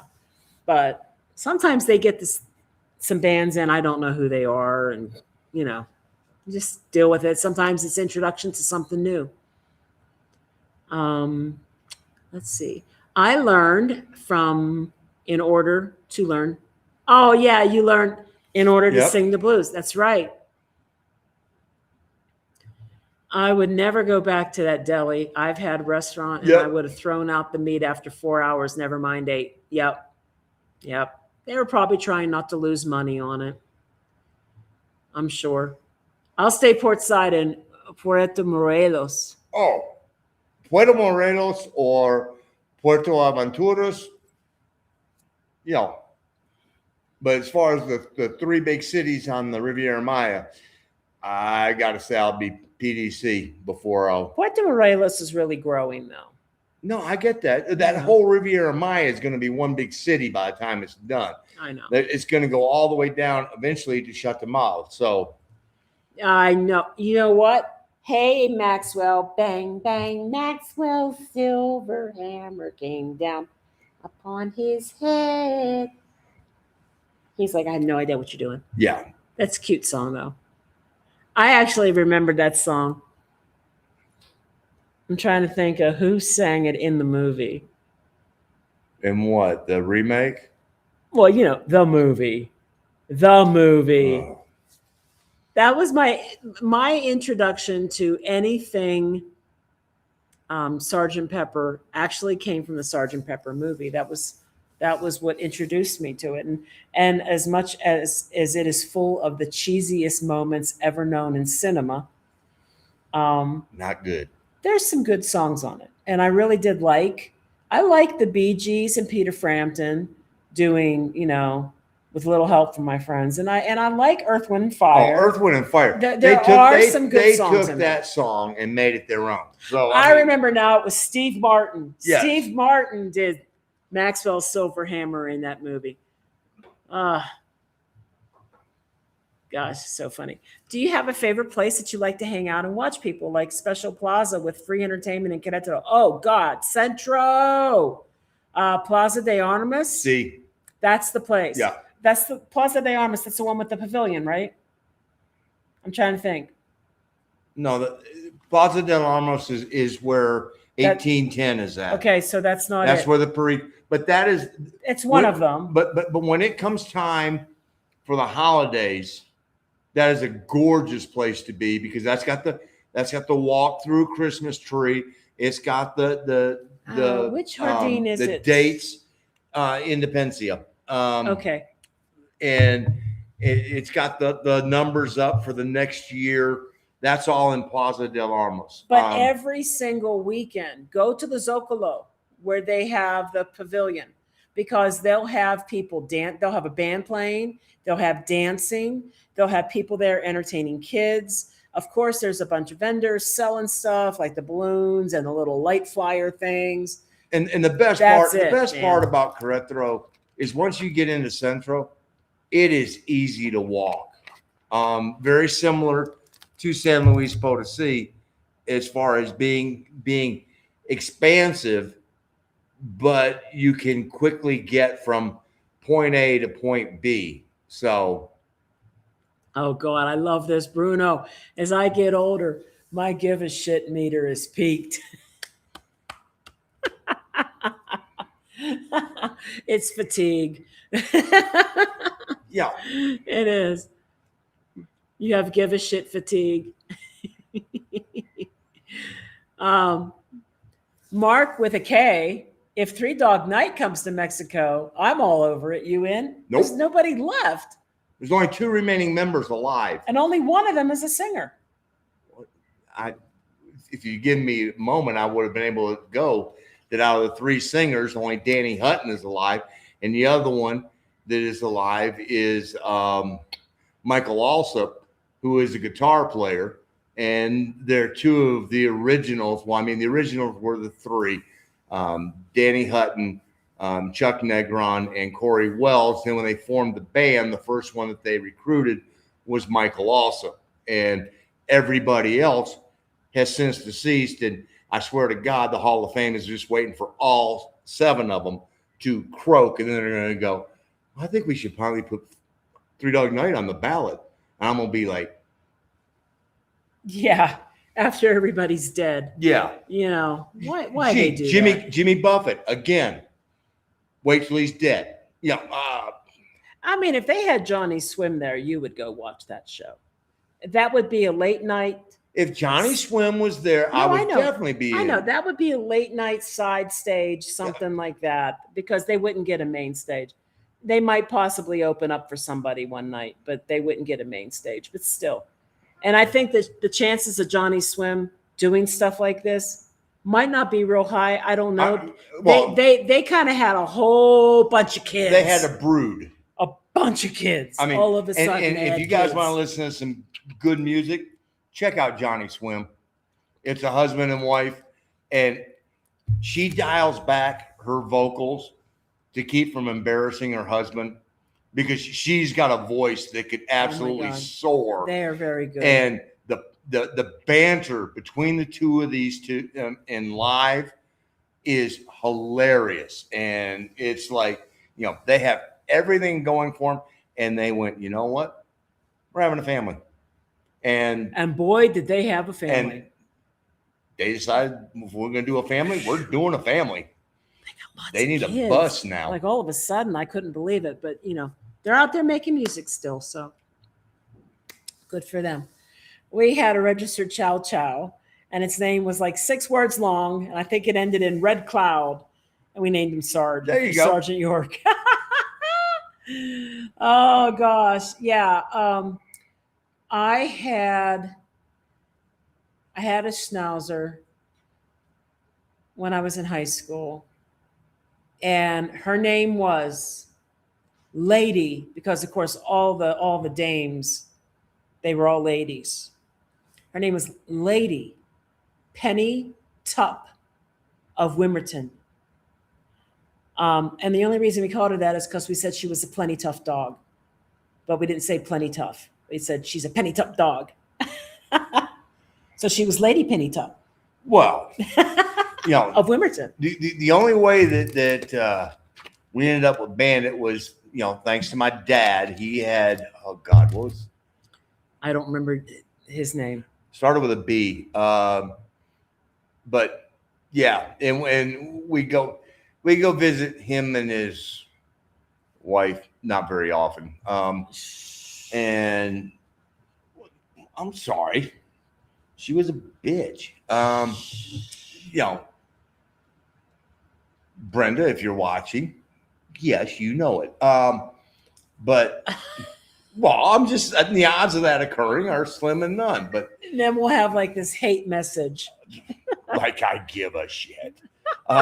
Your give a shit's busted. You got that right, especially on that particular front. Oh my God. But yeah, Toby. It was Toby. You're and right. He had a schnauzer named Toby, and so that's what prompted us to get Bandit was Toby. So, you know, you had a schnauzer earlier. Toby was a good dog that, you know, for my dad, and we ended up with Bandit. And Max, you got big shoes to fill there, bud. He's right here. You know, he goes, I'm not trying to fill nobody's shoes. I'm making my own. I got my own paw prints to put down. Don't you, dude? He just went woof. Yeah, woof. Just so you know. Just so you know. I know. He agrees with me. I'll never forget in a Village Voice's super heavy-duty acid rock headbanger found himself tapping his foot to bubblegum music, and he himself couldn't believe it. Oh, yeah? Yeah. I listen to all kinds. Oh, good God. I am probably much more diverse in my styles than he is. And probably? What? You're that's not even up for debate. One day I may have a Celtic music day, and I'm listening to pipes and drums, and maybe I'll throw some Enya in there and some Clannad, and yeah, I'm just like Seven Nations, and yeah, that's me. And then another day, I may be listening to prog all day. And then another day, I may be listening to new wave. And then another day, I could be listening to doo-wop. And All right, hold on. Doo-wop, we're good with. no, I know, but I know. but I'm just I'm all over the place. No, I mean, no. I'm listening to rock en español. She will listen. She will listen to bluegrass. She will listen. I mean, it's ska, reggae. Yeah. I mean, European off the chart shit that nobody else has ever heard of, and she's up there going, and she's singing along the songs, and it's like. I made myself learn Scottish Gaelic, like Celtic Gaelic, so that I could do a karaoke song. And it's a good song. Do you like that song? I do. You like Roddy's drum? Roddy's drum. I don't know what. Say so Roddy's ring. Yes, if that's Roddy's drum, then yes. Roddy's drum. I don't know what the hell the name of it was. I mean, Capracali. She's the only person, and I have two witnesses on here that will attest to this, that I have ever been around that has done karaoke in Gaelic, French, German, Spanish, English, and I'm leaving one out. Oh, you're trying to learn Greek. Because there is one song that I want to do so damn bad. So bad. And it's in Greek. Yes. I'm sorry. My music stopped about, I don't know, 1992 or 93. And I have my 5,000 songs on my phone, and I'm good. The only thing that would really make me happy would be if Spotify were to or Garth Brooks were to finally let Spotify play his music. Then I'd be in heaven. I also like rap. Some rap, not all rap. I like certain rappers because I like the way their voice sounds more than anything else. I'm not a huge fan of Eminem. No, but she loves Snoop. Eminem grates on my nerves a little bit, but I like Ludacris. I like Busta Rhymes. I like Dr. Dre. I like Snoop Dogg. I like Tupac. I know I'm forgetting somebody right now. But anyway, don't look at me to help you on that. I know. And I like R&B, and I like new soul. So I like Angie Stone, and I like Jill Scott. No, see, I like funk. I like funk too. Yeah, now I know you do. I mean, the funk of the 70s. I mean, early Commodores. Damn, Skippy. They were, ooh. Oh, this is interesting. Moon Palace used to have a Roman bath that was freaking unreal. Oh. Well, it was just too big of a place for me when it came to this festival. And we did not like how they flipped the script on us after we had paid for most of it. And that was a problem. That was a problem. That we had to prove, number one, with a recent COVID test that we didn't have COVID. And I'm like, well, we're going to be in Mexico. How much time do we have? 72 hours. We're going to be in Mexico 4 days before the festival. And now I got to scramble around freaking PDC looking for somebody to run COVID tests on us just so I'm allowed to attend a festival that I've already paid for. Then we would have had to have left Isla Mujeres, get a test either in Cancun or PDC, and all that expense. And it was like, Yeah, I mean, I ain't going through all if that. they had said all this up front, I already was not happy about the size of the resort after what we had endured in Punta Cana. Oh, I mean, Punta Cana was beautiful. It was too big for well, something like this. And Punta Cana was the first time that we actually had to encounter fans of the other bands that were coming in. That is true. I mean, at Hard Rock, it was big enough that it was filled just by jacket fans. That's true. Which is bad enough for some of us. But then, you know, in Punta Cana, it was so freaking big. You had fans of Sylvanesso and Spoon and all these other bands. Toots. You know, Yeah. Toots. And so you're sitting there going, you know, for some of us, we're going, Jesus Christ. God, who else was there that year? I don't know, but there was it was just way too big of a resort. And then I'm trying to remember. we missed the last years because it was actually held in Florida. It wasn't And official. it really wasn't Cloud9 didn't run it, and I know, but it was all you jacket fans getting together in Florida in the Redneck Riviera, and they rented out a place that was a condominium complex, and it was like it wasn't all inclusive, and there was a whole lot. It was basically like the ghetto version of one big holiday festival. And it was you know, gonna have to rent a car to go get something to eat. No, we were just like, no, we weren't going. So they don't even count it. We don't even know why they called it one big holiday, because it wasn't. It was just a 3-night run of the band. That's all it was. And there was a curfew. They had to be done by a certain time. I mean, it wasn't the regular festival. And there was no way I was going because there wasn't a swim-up bar. And I'm like, hold on, whoa. I go for one. And you had to pay for your drinks. Like I said, there were, you know, I go for one reason. I was told, look, all you have to do is stay in the room with me and go to the swim-up bar during the day. Yeah. I can live with those requirements. That's it. And he does a really good job. I do a damn good job. In fact, the first time that he went, they wanted to know if he needed a wheelchair to take him back to the room. Well, Papacito killed me. I mean, I asked Papacito, I said, yo, do you have a bottle of Grey Goose? And Papacito went, let me check. And he comes back and he goes, no Grey Goose. And he pulls a bottle of Belvedere.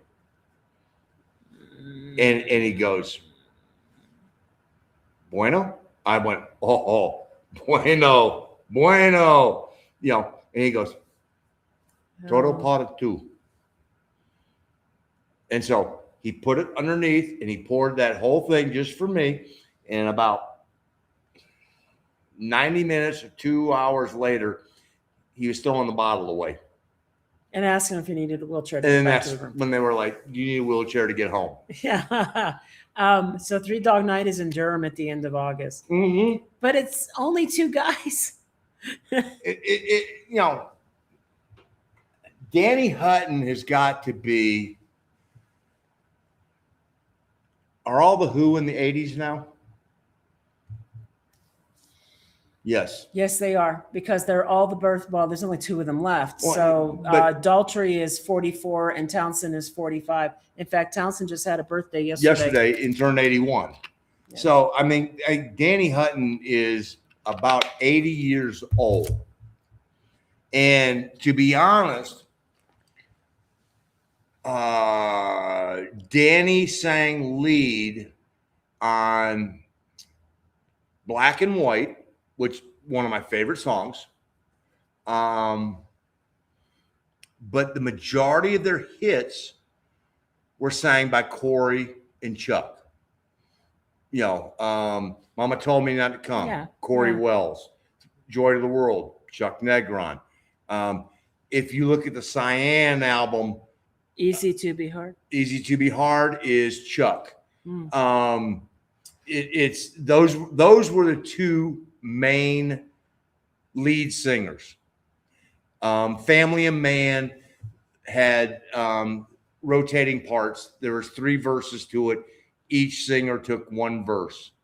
But like Family and Man was the 3 of them. One-man band, Chuck. Shambhala, Corey. Really? Yeah. That's my favorite. It's sort of sitting here going, it'd be like saying, I'm going to see Skinner. No, you're not. Nobody's alive. Okay, next. COVID, the lost years. Oh, God. That we will be paying for forever. My heart breaks for every kid That's what I'm saying. who was going to graduate high school, college, and never got to have that graduation the way they wanted it. Or just our granddaughter who had a speech difficulty and was about to go to kindergarten when this started, which would have helped her immensely, and was put off by 2 years. Yep. And it's one of those, you just go, this is time these kids will never get back. Yep. I had no idea Mexico was that strict during the virus like the USA. They weren't. No, this was a U.S. company. It was a U.S. company running the show. Yep. And they were being jerks about it. I mean, the hotel didn't care. The hotel didn't care because half of their guests didn't have to do this. Didn't have to do any of this. The hotel had half of the place booked with regular guests, and none of those guests had to do any of this. It was the production company running the festival that was requiring all this. Yep. And they were probably basing it when you run a festival, the production company has an insurance policy. So it was probably tied into this insurance policy in some way. When we came down for my 60th birthday in 2001 and spent 2 weeks, they had just opened up Riviera Maya. And they were when we got to Core Resort, they were at a 30% level. That's all they could rent, was 30% of the rooms. And they had we couldn't have timed this any better. We started looking because Gina's like, what do you want to do for your 60th? And I'm like, let's go to Mexico for 2 weeks. Yeah. And so we went, okay, we're off. And so we started looking, and they had just started to lift the closures and everything. And Core listed their presidential suite. Oh my God, guys. At like $300 a night. This was a presidential suite. Because they were like, we need bodies. This isn't gonna last long. We're gonna fill this up quickly. Well, fortunately, we were at the right place at the right time. And I mean, we had an outdoor jacuzzi, we had an indoor jacuzzi, we had a living room, we had a kitchen, we had a dining room. Then we had the bedroom. And the bedroom was enormous. I mean, the bedroom was, oh my God, about as big as the house. And it was oceanfront. Yep. And so it was way less more than what they normally charge. Good God. We look now at it and we go, yeah, we got a deal. Because it was 30% full. There's nobody there hardly. And it's a small place anyway. Yeah. And so, I think it only had 60 some rooms to begin with. And so we get there, and Jorge is the bartender at the swim up bar. And you question my memory. And Jorge's, I'm like, es mi cumpleaños. And he goes, here's the password. Es la contraseña. Play whatever you want. And so, I'm literally controlling the music on my birthday at a swim up bar going, this is great. And then we went from there to we decided we were going to do our first Airbnb ever in Mexico in PDC. Location was great. It was El Pueblito, Mm-hmm. and it was on a corner about one block up 38th, from the beach. 38th, and I can't remember the cross street. We were just 2 blocks down from 5th Avenue. The restaurants right around there were great. Mm-hmm. The only problem is the last day that I enjoyed of that trip Yeah. was my birthday, because that's when I got the kidney stone. For 10 days, I fought my kidney stones. He had kidney stones. It wasn't good. Mariachi Square in Guadalajara was great when I was a child. I love most music played well. Yeah. Oh, Yeah. those women down in Chapala that played that mariachi. Oh, I'm trying to get, wait, what? SPLHCB, required recreational drugs to enjoy.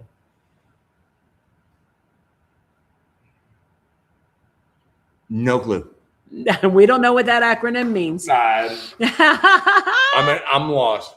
Yes, Chuck Negron did die recently. Yes. He Well, was to the point where he was actually wearing an interesting designed oxygen breathing apparatus that was designed specifically so that he could wear it on stage while he performed. I mean, the man outlived expectations, because yes, he did. He got kicked out of Three Dog Night they broke up in 76. They reformed in the early 80s, but by then Chuck had a full-blown habit on, and they were like, we already dealt with Chuck dealing with drugs once. We're not going through it again. And so they carried on with Danny and Corey. So,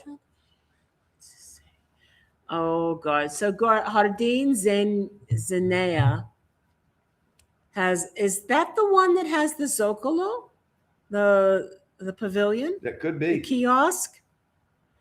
I know the one that has the pavilion kiosk. They have bands and they have dancing,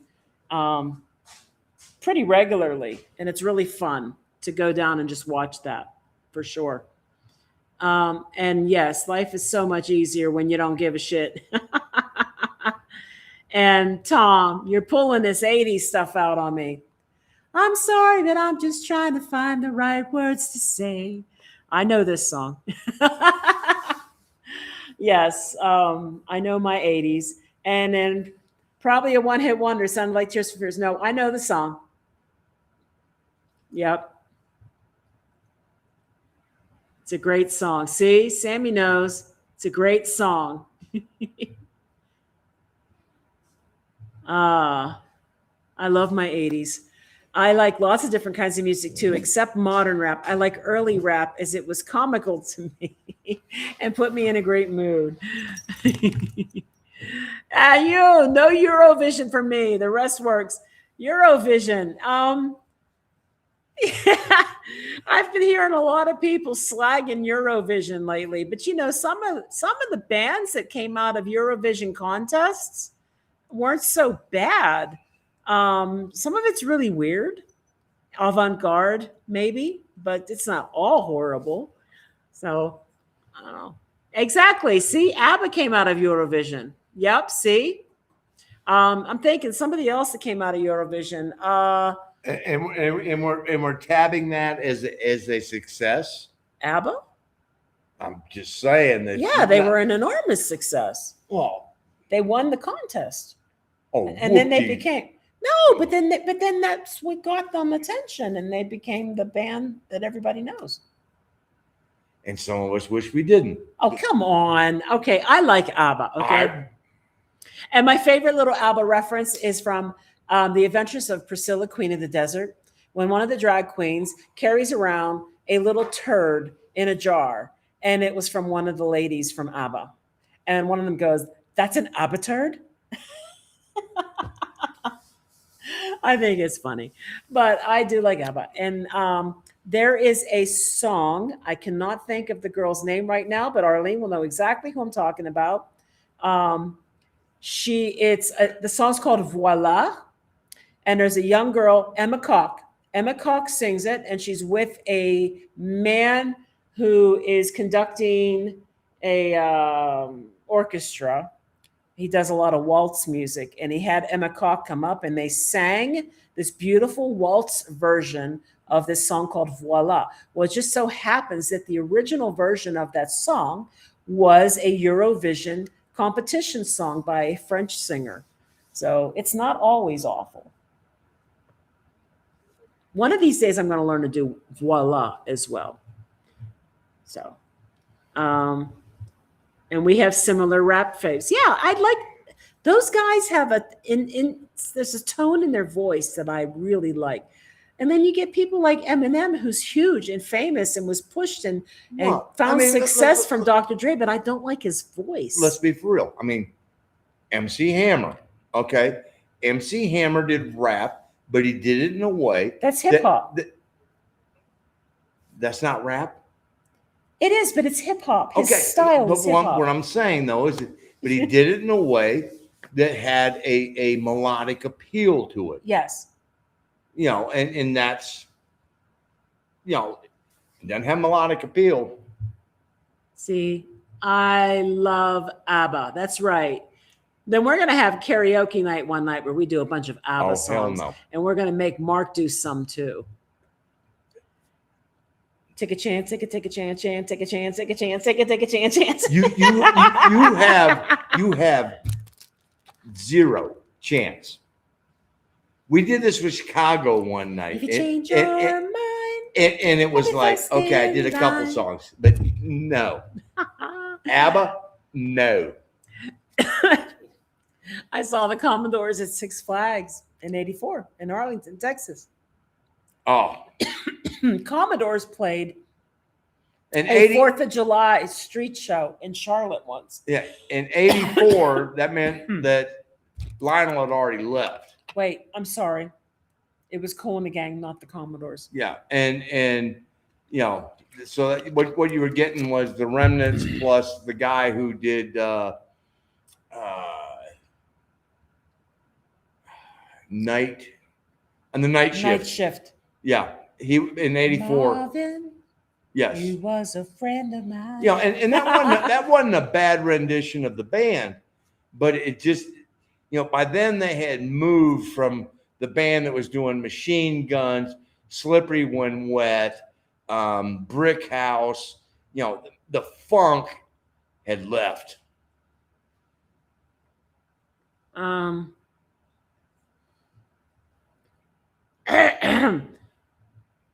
Yes, Tom always likes to tell us about Chicago playing his high school and Bonnie Raitt at college. But Chicago, I can't remember if you told me if they were still going by Chicago Transit Authority or were they just going by Chicago at that time? They were CTA. At the time that they were, okay. Yeah. And you know, mine is when I was in college, the police. Yeah. You know, our offensive, you know, the football team, the offense met in a room that was right underneath the auditorium, and they had booked the police for the auditorium up above, and we couldn't hear squat in the meeting room. And finally the coach just looked at us and goes, go. And so all of us walked up, and the poor guy who was asking for tickets looked at us and went, we're going in. And he went, okay. You know, and so we just sort of stormed the balcony and got to see the police. So. Okay. And mine was the outfield. I got to see the outfield, and they were really, really good. And it was just 3 guys on the stage. They were excellent. So there. Best 3-man band I ever saw was obviously ZZ Top. Okay. And I went to school with the Clarks. But Well, you did. But most people outside of the tri-state area around Pennsylvania probably don't know who the Clarks are. But that's okay because we love them. And they're recently celebrating an anniversary. And it just so happens that IUP is selling T-shirts that say the Clarks, and it has IUP colors, and it has an IUP in the shield, and it has 1986 on it. For those of you who don't know, IUP is Indiana University, Pennsylvania. In Indiana, Pennsylvania. Home of Jimmy Stewart. Oh, that's right. Who was so proud of it, he never went back. He never went back. He only ever came back to Indiana to see his mom. And then after his mom died, he never came back. But they put a statue up in honor of him, though. I know that. You guys had better luck with Mo Howard. Oh, Jeanette. Yeah. The Three Stooges used to visit Jeanette, Pennsylvania, my hometown, because when they were doing the vaudeville circuits and the tours and everything, they would stop and play for an extended number of dates at, give me a minute because I'm trying to remember what it was called, Oakford Park. And Oakford Park was a trolley park, which a lot of the parks around Pennsylvania at the time were. Mm-hmm. Idlewild Park, Kennywood Park, Luna Park, Oakford Park. They were all trolley parks. So people would head out onto the trolleys, and the trolleys would take them out to these gardens, and there might be some rides there, and there's a lake or something. And so they would play these shows. They'd have a dance hall and a bandstand and all that. Eventually, Oakford Park became the biggest swimming pool that I have ever seen, no lie. And I would go there and swim as a kid. I didn't realize that it had been a trolley park before. After a couple of really bad floods, they kind of decided not to do it that way anymore. But the Three Stooges would play there, and some other people would come through. And for a while, Mo Howard lived in an apartment right above the post office in town before they built the newer one. And so, and he would go and get his hair cut by this guy that's just like, everybody knows this barber. They know where he's at. And then Mo's son would come back and visit. And my dad even had an autograph picture taken with all three of the Stooges. And I don't know, there's just this history with Jeanette. Well, your dad wasn't alive with the original three. No, it would have been in the early 1950s, early mid. Yeah, that would have been Curly Joe. Not Doesn't even matter. I mean, wow. Larry and Mo were there for him. For those of us who are Stooges aficionados, Well, there's I only get one. that. I get that. There's only one trio. Yeah. But for some reason, Mo Howard liked Jeanette, Pennsylvania. And for some reason, and he would visit. He had friends there, and he would visit. And you know, you're talking about that Knott's Berry Farm. Every year, Jimmy Buffett would do a concert at Carowinds. And Carowinds sits on the state line between North Carolina and South Carolina, right between Charlotte and Rock Hill, South Carolina. And so, I mean, I saw a lot of bands there because it was like $19. And if you paid $24, you got a concert ticket to go see the band. So it was like, you know what? Get to go spend the day at Carowinds, then you go over there. And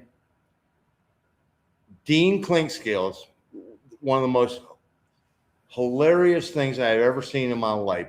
We're sitting there, three of us go. Bobby Hurd, Dean Clinkscales, and myself. We decide we're going to go to the Buffett concert because, well, we never missed the Buffett concert. And Dean was juggling three girlfriends at the same time. Oh, no. And we're sitting at the Buffett concert. All three are at the concert. And Bobby and I are laughing our ass off watching him try to juggle all three of them. And needless to say, it did not end well for any of the three. So, Just saying. Okay. And New York Dolls played your high school, Bruno. That's cool. And Joe Jackson. All right. Very, very cool. Is she really going out with him? Yeah. That's what I thought. Okay. Yeah. And he had another hit. Stepping Out. Stepping Out. Yep. Eagles and Buffett in Houston in 77. Very nice. No, don't feel bad. I saw him on the Hotel California tour. And so how do you two know all this stuff about every band then and now? Oh, the big question. I think just because we like music so much. I could tell you that Roger Daltrey was born on March the 1st, 1944. Pete Townsend was born on May the 19th, 1945. I used to know all their birthdays, but I've forgotten John and Keith Moon's. I knew the names of all their wives. I knew the names of their kids. I knew where they lived. I still have Roger Daltrey's home frickin' address. And I don't know. I never took it to that level. But as far as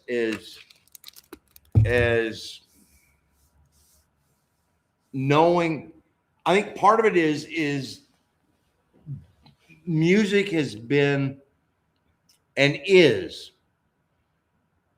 a soundtrack for us of our life. Yeah. One of the things that resonates with both of us is both of us made, when we first met, we both made mixtapes on CDs. So mix CDs. Mix disc for each other. And I did a good job to the last friggin' song. And then it was like, she was always like, really? Why did you include this song? But you know, it was one of those that music speaks to both of us, and it has an importance, and it has a way of, both of us were able to chronologically put our lives based on certain songs, where we were when we heard, who we were with when we heard, what we were doing when we heard. And for me, more than her, because she grew up as a child of the video age. You know, I grew up with, you know, you had a certain belief of a song because you heard it that way and it spoke to you. Video took all that crap away. And not crap. I'm sorry. It took that nuance away. The ability to interpret it for yourself as to I mean, certain songs, I can still remember driving to my girlfriend's house in high school, and I can hear, I was on Yorkmont Road when I heard Year of the Cat. The Year of the Cat. And was like, wow, whoa, hold on, you know.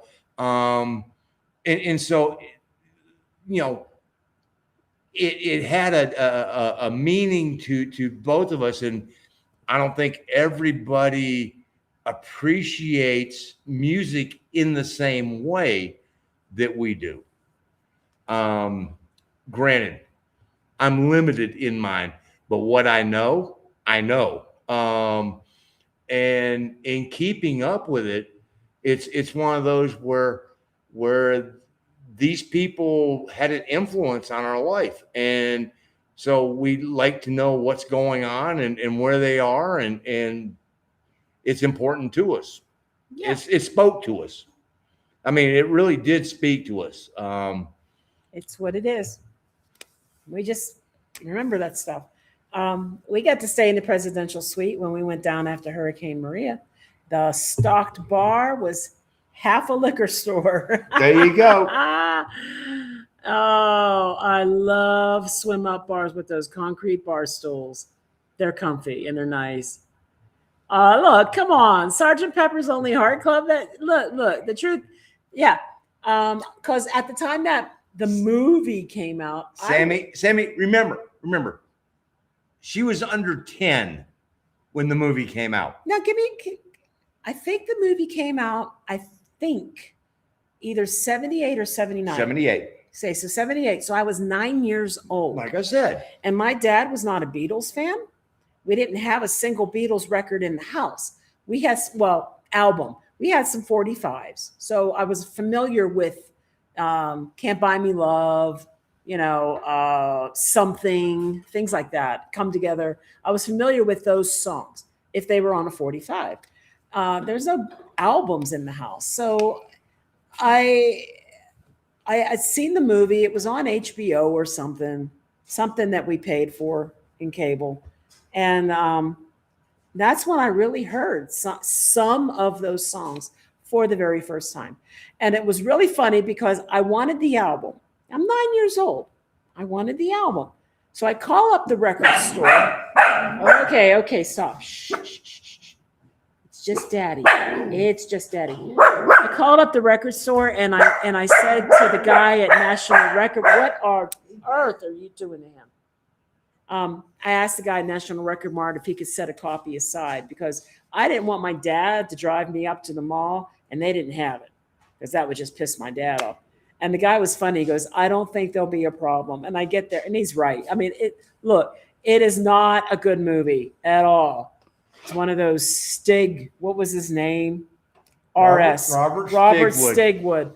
It was not a good movie. Well, I mean, RSO Records was right. So the album, the recording company for the Bee Gees. Right. So he had, but I did like the Bee Gees collaboration with Peter Frampton on this, and I did like the Earth, Wind and Fire version of their song that they did. And let's be for real, Aerosmith didn't suck, didn't do it come together. I mean, it wasn't horrible. There was some cheese in it for sure. Billy Preston's, Get Back was not bad. Well, damn, he was the fifth Beatle. I mean, it wasn't horrible, but I was 9 years old, and I still have that album. In horrible condition it was in. And, I went out and got another version of that album in better condition. It'd be like her getting my version of It Ain't Easy from Three Dog Night because I wore the hell out of that album. We should have a Stump Gina night where we just name 80 songs and she has to sing the chorus. Good luck. Good luck. I remember when Don't Forget the Lyrics, the game show, first came on, the very first season, and I was into it. And we were sitting there in the living room one day, and they pulled up the Big Country song. And it was like, yeah. It was like Flowers in the Desert. And I'm like, but I can live and breathe and see the sun in wintertime. It is not a game for the lighthearted to play lyrics with Gina. I'm not expecting to grow flowers in the desert, but I can live and breathe and see the sun in wintertime. Buzz Time Trivia used to have what they called Trivioki. Trivioki was my game. I was the queen. There was a Buffalo Wild Wings where the sports trivia, all the high scores for the entire year were me. Yeah. Trivioki. Me. Yeah. Yeah. And we were in a location that was consistently in the top 20 of all locations nationwide. But when it came to the lyrics.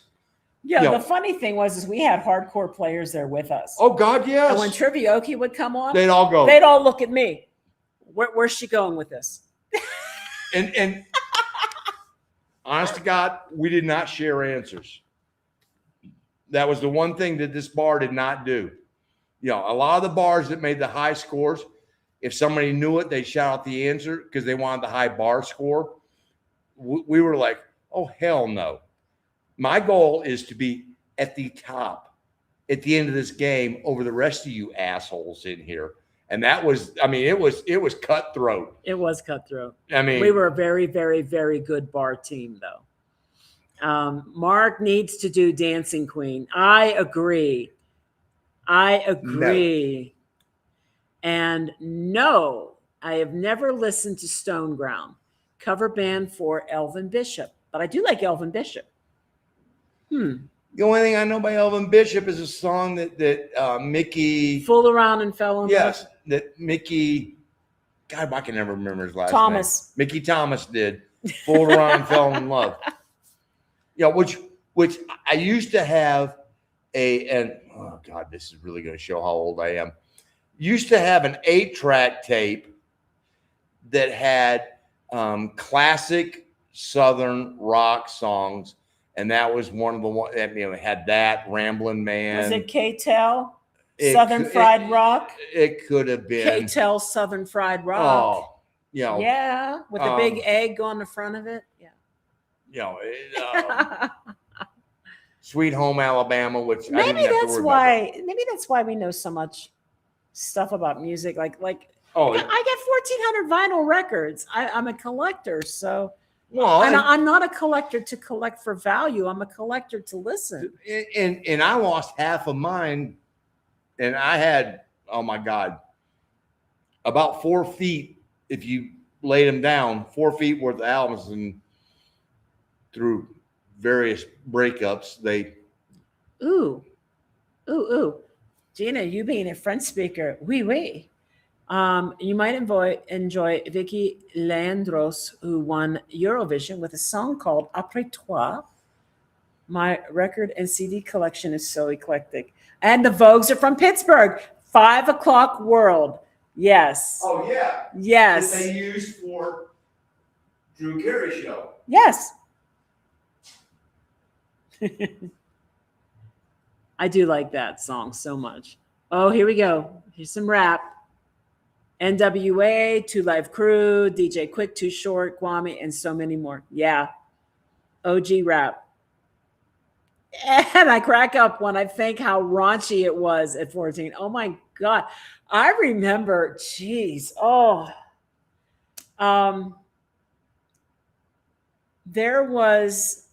We didn't have cable yet. So we were picking something up with an antenna that was a pay for play video channel. I cannot remember what it was called, but somebody was hardcore wanting to hear Pop That Pussy.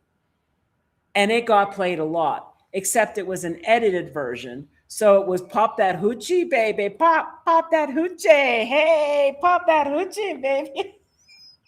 And it got played all the time. And this was pay for play. That's so somebody's calling in like a video jukebox and paying to hear Pop That Hoochie. And it was all these ladies twerking in a hot tub. And then I think the shocking moment for me was when I got Dr. Dre's The Chronic. And there was words, and I won't say those words.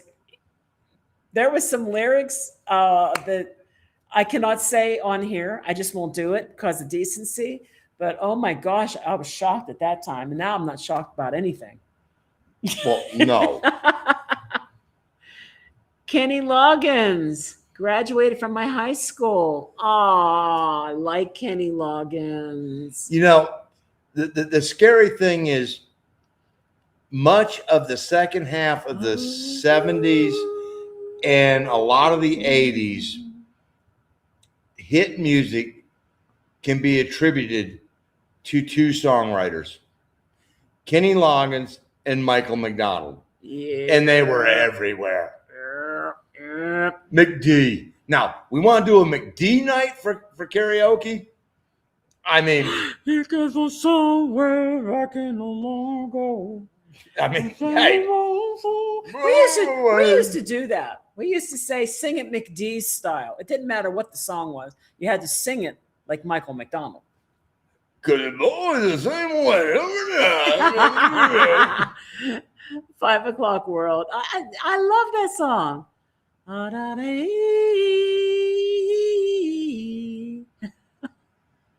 Let's see. Yeah, my God, guys, we've been on for 4 hours.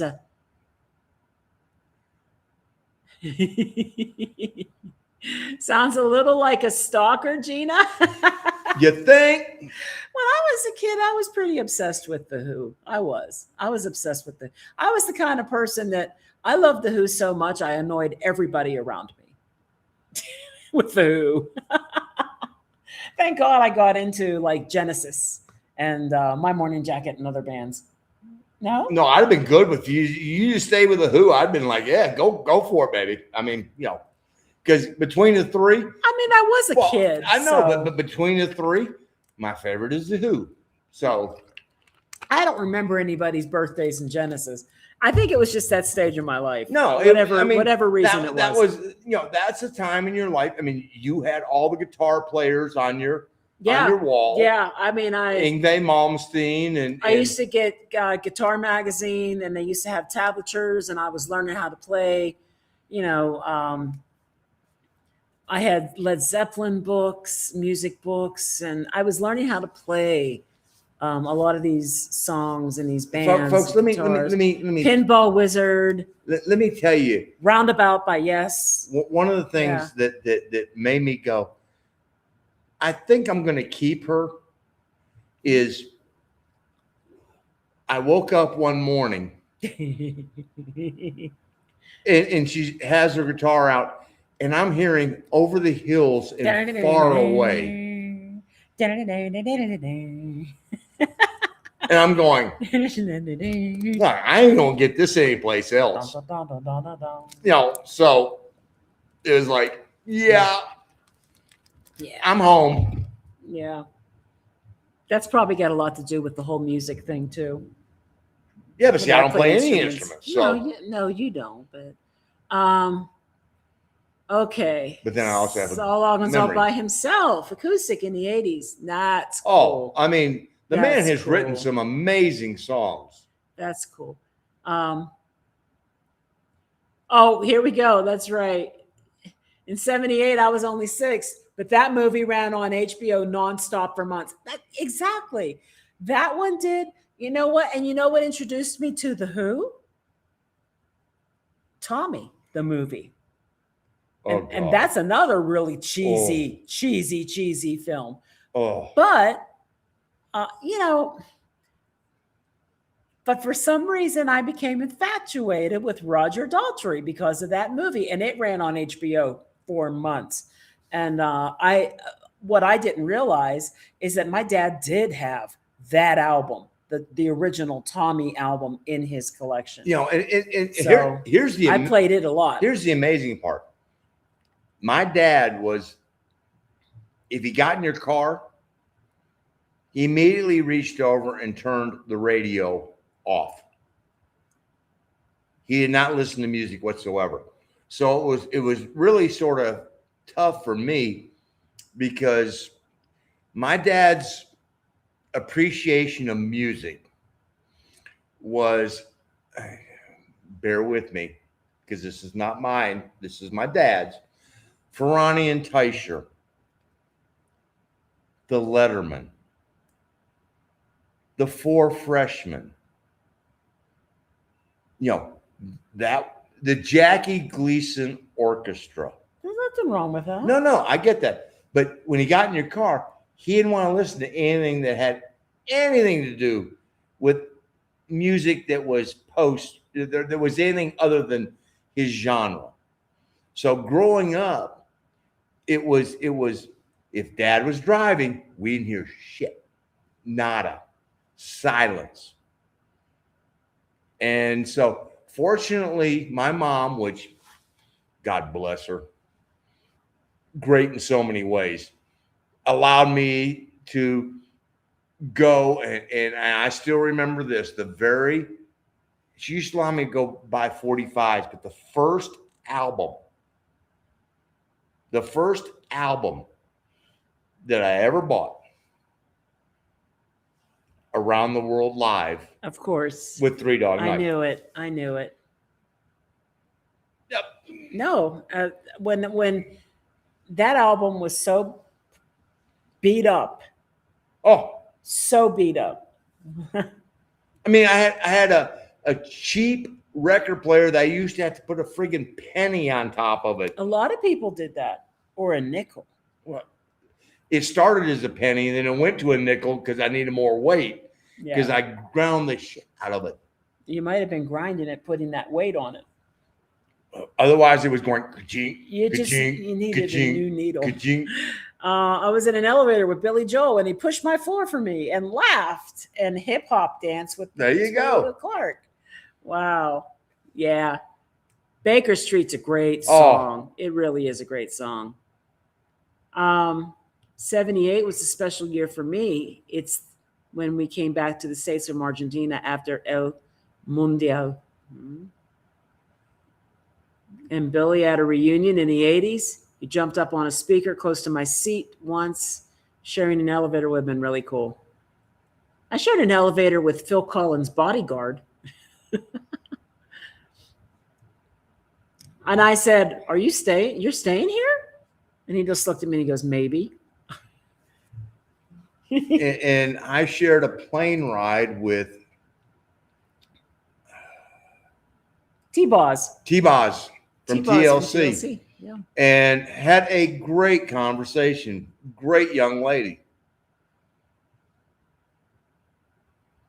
There we go. Four Tops and Temptations. There you go. At the Steel Pier in Atlantic City.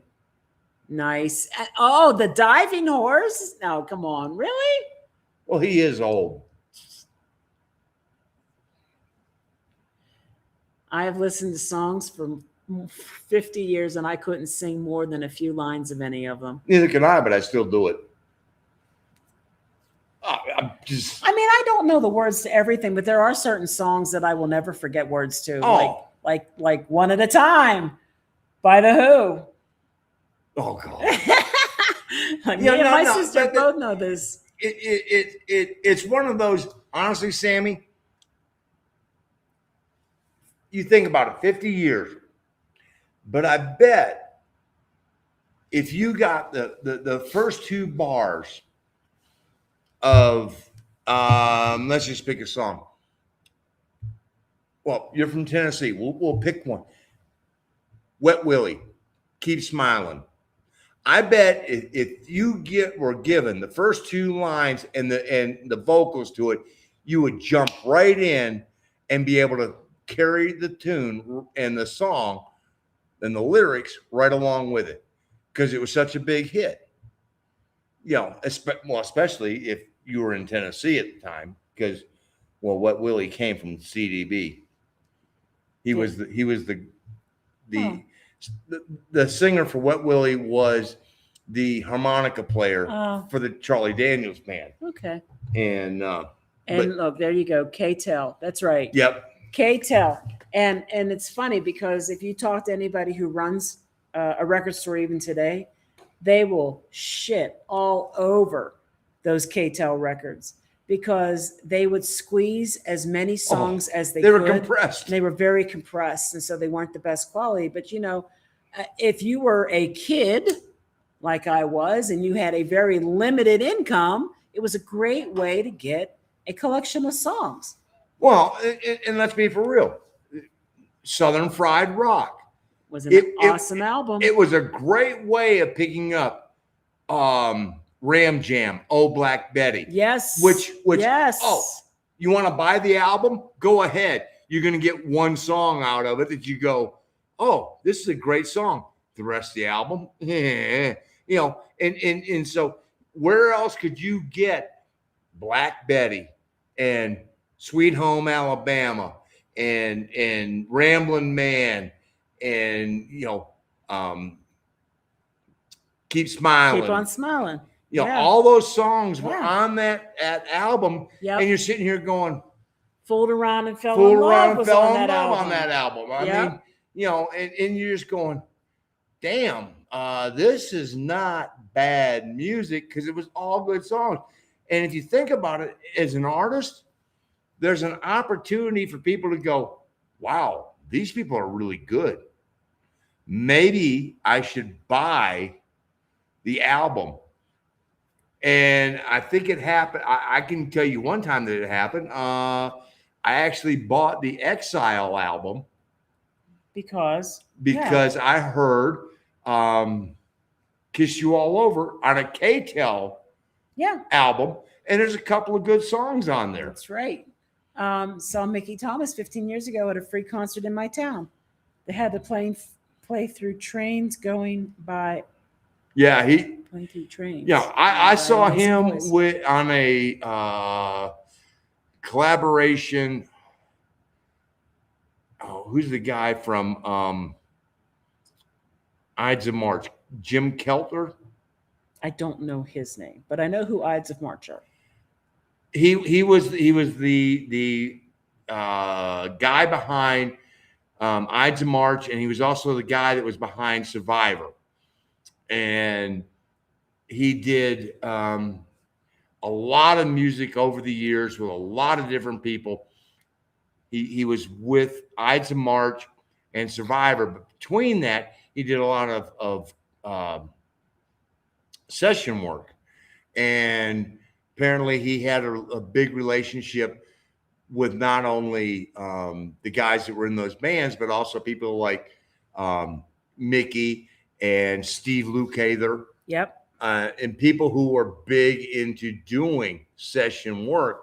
And it was a really good concert where they were able to pull out a lot of people to do different types of songs. And, you know, I mean, Steve Lukather is one of those that a lot of people go, who? What a great guitarist, you know, and he was in Toto, but man, that band did a lot of work. All right. The poor diving horse didn't have a choice. Oh, no. Well, yeah, because he couldn't go down the ladder. And you're coming for the Michael McDonald karaoke night. That's right. So we'll have to take out songs like maybe a Tears for Fears song or something, but you got to sing it in McDee's style. You got to figure it out. Pick any song. Your favorite song. Your favorite. McD. You decided you were going to keep her. I'm sure that's how it went down. Oh, I miss having my guitars. You know, all right. You know, she had mentioned opening up. I'm going to tell you, we had a long relationship and everything else before we were together. And shit got bad in my marriage because we were both married to others when we met. I was in an open relationship. If whatever, you know, and we met and there was like this ungodly chemistry that just, I mean, nothing happened other than having lunch, and both of us walked away. Well, I know I walked away, and all I could think was, and this song wasn't even out at the time, but I was thunderstruck. Because thunder, it was like, whoa, what the hell just happened to me? I agree with that. And that was weird. And so she was smart enough to realize that there was more to what was going on, and I was stupid enough to go, oh, I got a child and da da da da da, and so all this, and so finally, to make a long story short, it blew up one night. I had a key to her apartment, and she comes home, and I'm asleep on her couch, and she walks in, and she goes, "What are you doing here?" Yeah. And I went, "I'm here to stay." She goes, "Stay as long as you like." And that's how, I mean, that's how, and I don't think we've really been apart other than vacations or shit since then. This is true. Tommy and Sgt. Pepper movies were just a symptom of how much nose candy and psychedelics were going around. And money. I mean, it was just. Yeah, I mean, I think of some other movies that were pretty bad too. It took me years. What's the Roger Daltrey one? I was just going to say, Listomania. years. I had always wondered about this movie, and I had seen movie stills from it and stuff, and I knew about it. I knew who had done the scoring and the music soundtrack for it. I knew Ringo Starr was in it. I mean, it was, but I'd never seen it. Last year, for the first time, I finally watched Litztomania, and I'm like, yeah, it's another one of those movies. That's Yeah. time of your life that you never get back. It wasn't horrible, but it wasn't great. I mean, all right.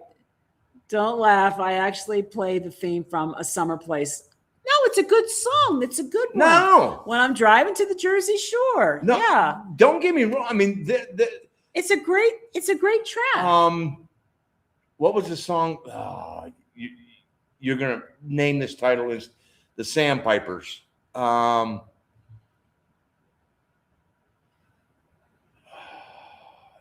They were the artists.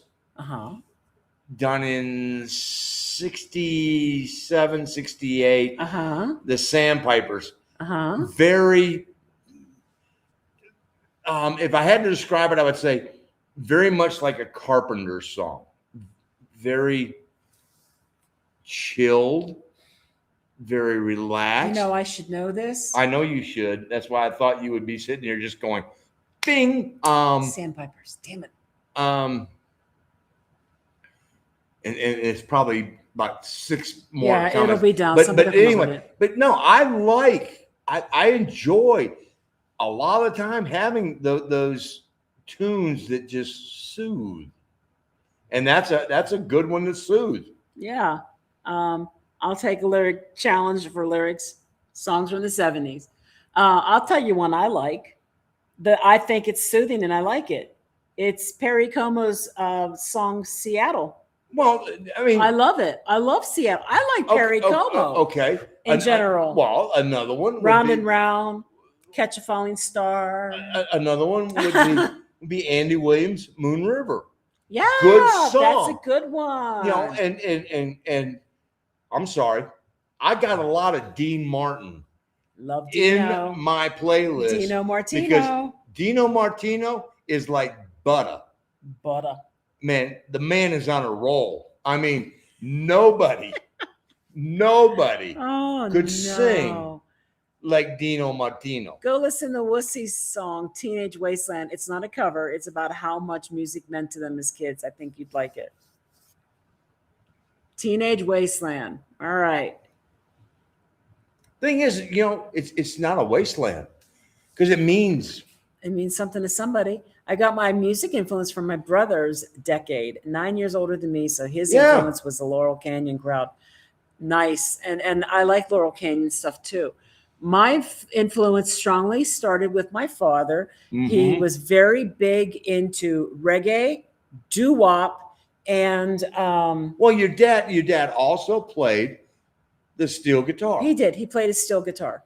And So some of, you know, he wasn't totally good for nothing. There were a few granules that actually led to good he was stuff. the one that actually got me interested in playing I know guitar. You know, So I'm giving him credit for the few things that he did right. And I think a lot of my a lot of what he listened to, I ended up listening to and liking as well. And I will give him credit for another thing. What's that? He was an intelligent person, and you get your intelligence from him. Because we know it didn't come from the other come side. from the other side. Oh yeah, play a few notes of most songs and I'm all over it. But if you didn't have the album or the cover, didn't have the lyrics, you were just making up lyrics as you went along. You know it. It's like because there's a bathroom on the right. And have you ever seen Lorraine? I mean, have you ever seen Lorraine? You know, there's a lot of songs that are misinterpreted, Wrapped up like a douche. wrapped up like a douche. Yeah. Oh my God. I used to think Benny and the Jets. Oh, fuck. I used to think she had electric boots, a mohair suit, and I used to think it was, I read it on the back of Cheerios. No, I read it on a magazine. I'm talking about what I thought it was when I was a kid, when I didn't know the lyrics. Oh my God. I know I read it on the back of a magazine. All right. Yes, I know it's getting late. And I'm sitting here going, we're going over 4 hours tonight. Oh, Lord. Lyrics. Wife of a clothespin, not wife of a close friend. Oh, saw Karen Carpenter in my town before she died. She played at a high school. Her voice was like butter, but she was clearly ill. Yeah. Who's that? Oh, Karen Carpenter. Yeah. I am surprised lately that some videos of her literally have turned into viral videos of her, of how well she played the drums. And I didn't know that, you know. And I also have read recently that she had a solo album that she was very proud of, and the record company shelved it. And just a day or so, very soon before she died, she had called the person who worked with her on that album, a producer maybe, somebody, and was still expressing her disappointment at how it had been a couple of years or so, and it had still been shelved, and how proud she was of the work she had done. And then she died. No, the woman can sing. I mean, yeah, I'm sorry, you know, it's not a type of music that I want to listen to all the time, but you know, No. songs like Rainy Days and Mondays, I mean, it's like, whoa, hello. Good music. Good music. Good music. Good music. I got my music influence in Argentina, and it was the Beatles or tango, because my dad was a tango singer, and musicals because of my mama. Yep. Tony Bennett was phenomenal. No wonder Lady Gaga loved him so much. Oh, Yep. yeah. I mean, well, the Velvet Fog. I mean, Yeah. you know, there's so many of those crooners. Diana, you missed it. I know, and we're going on 4.5 hours now. This is like the longest one I think we've ever done.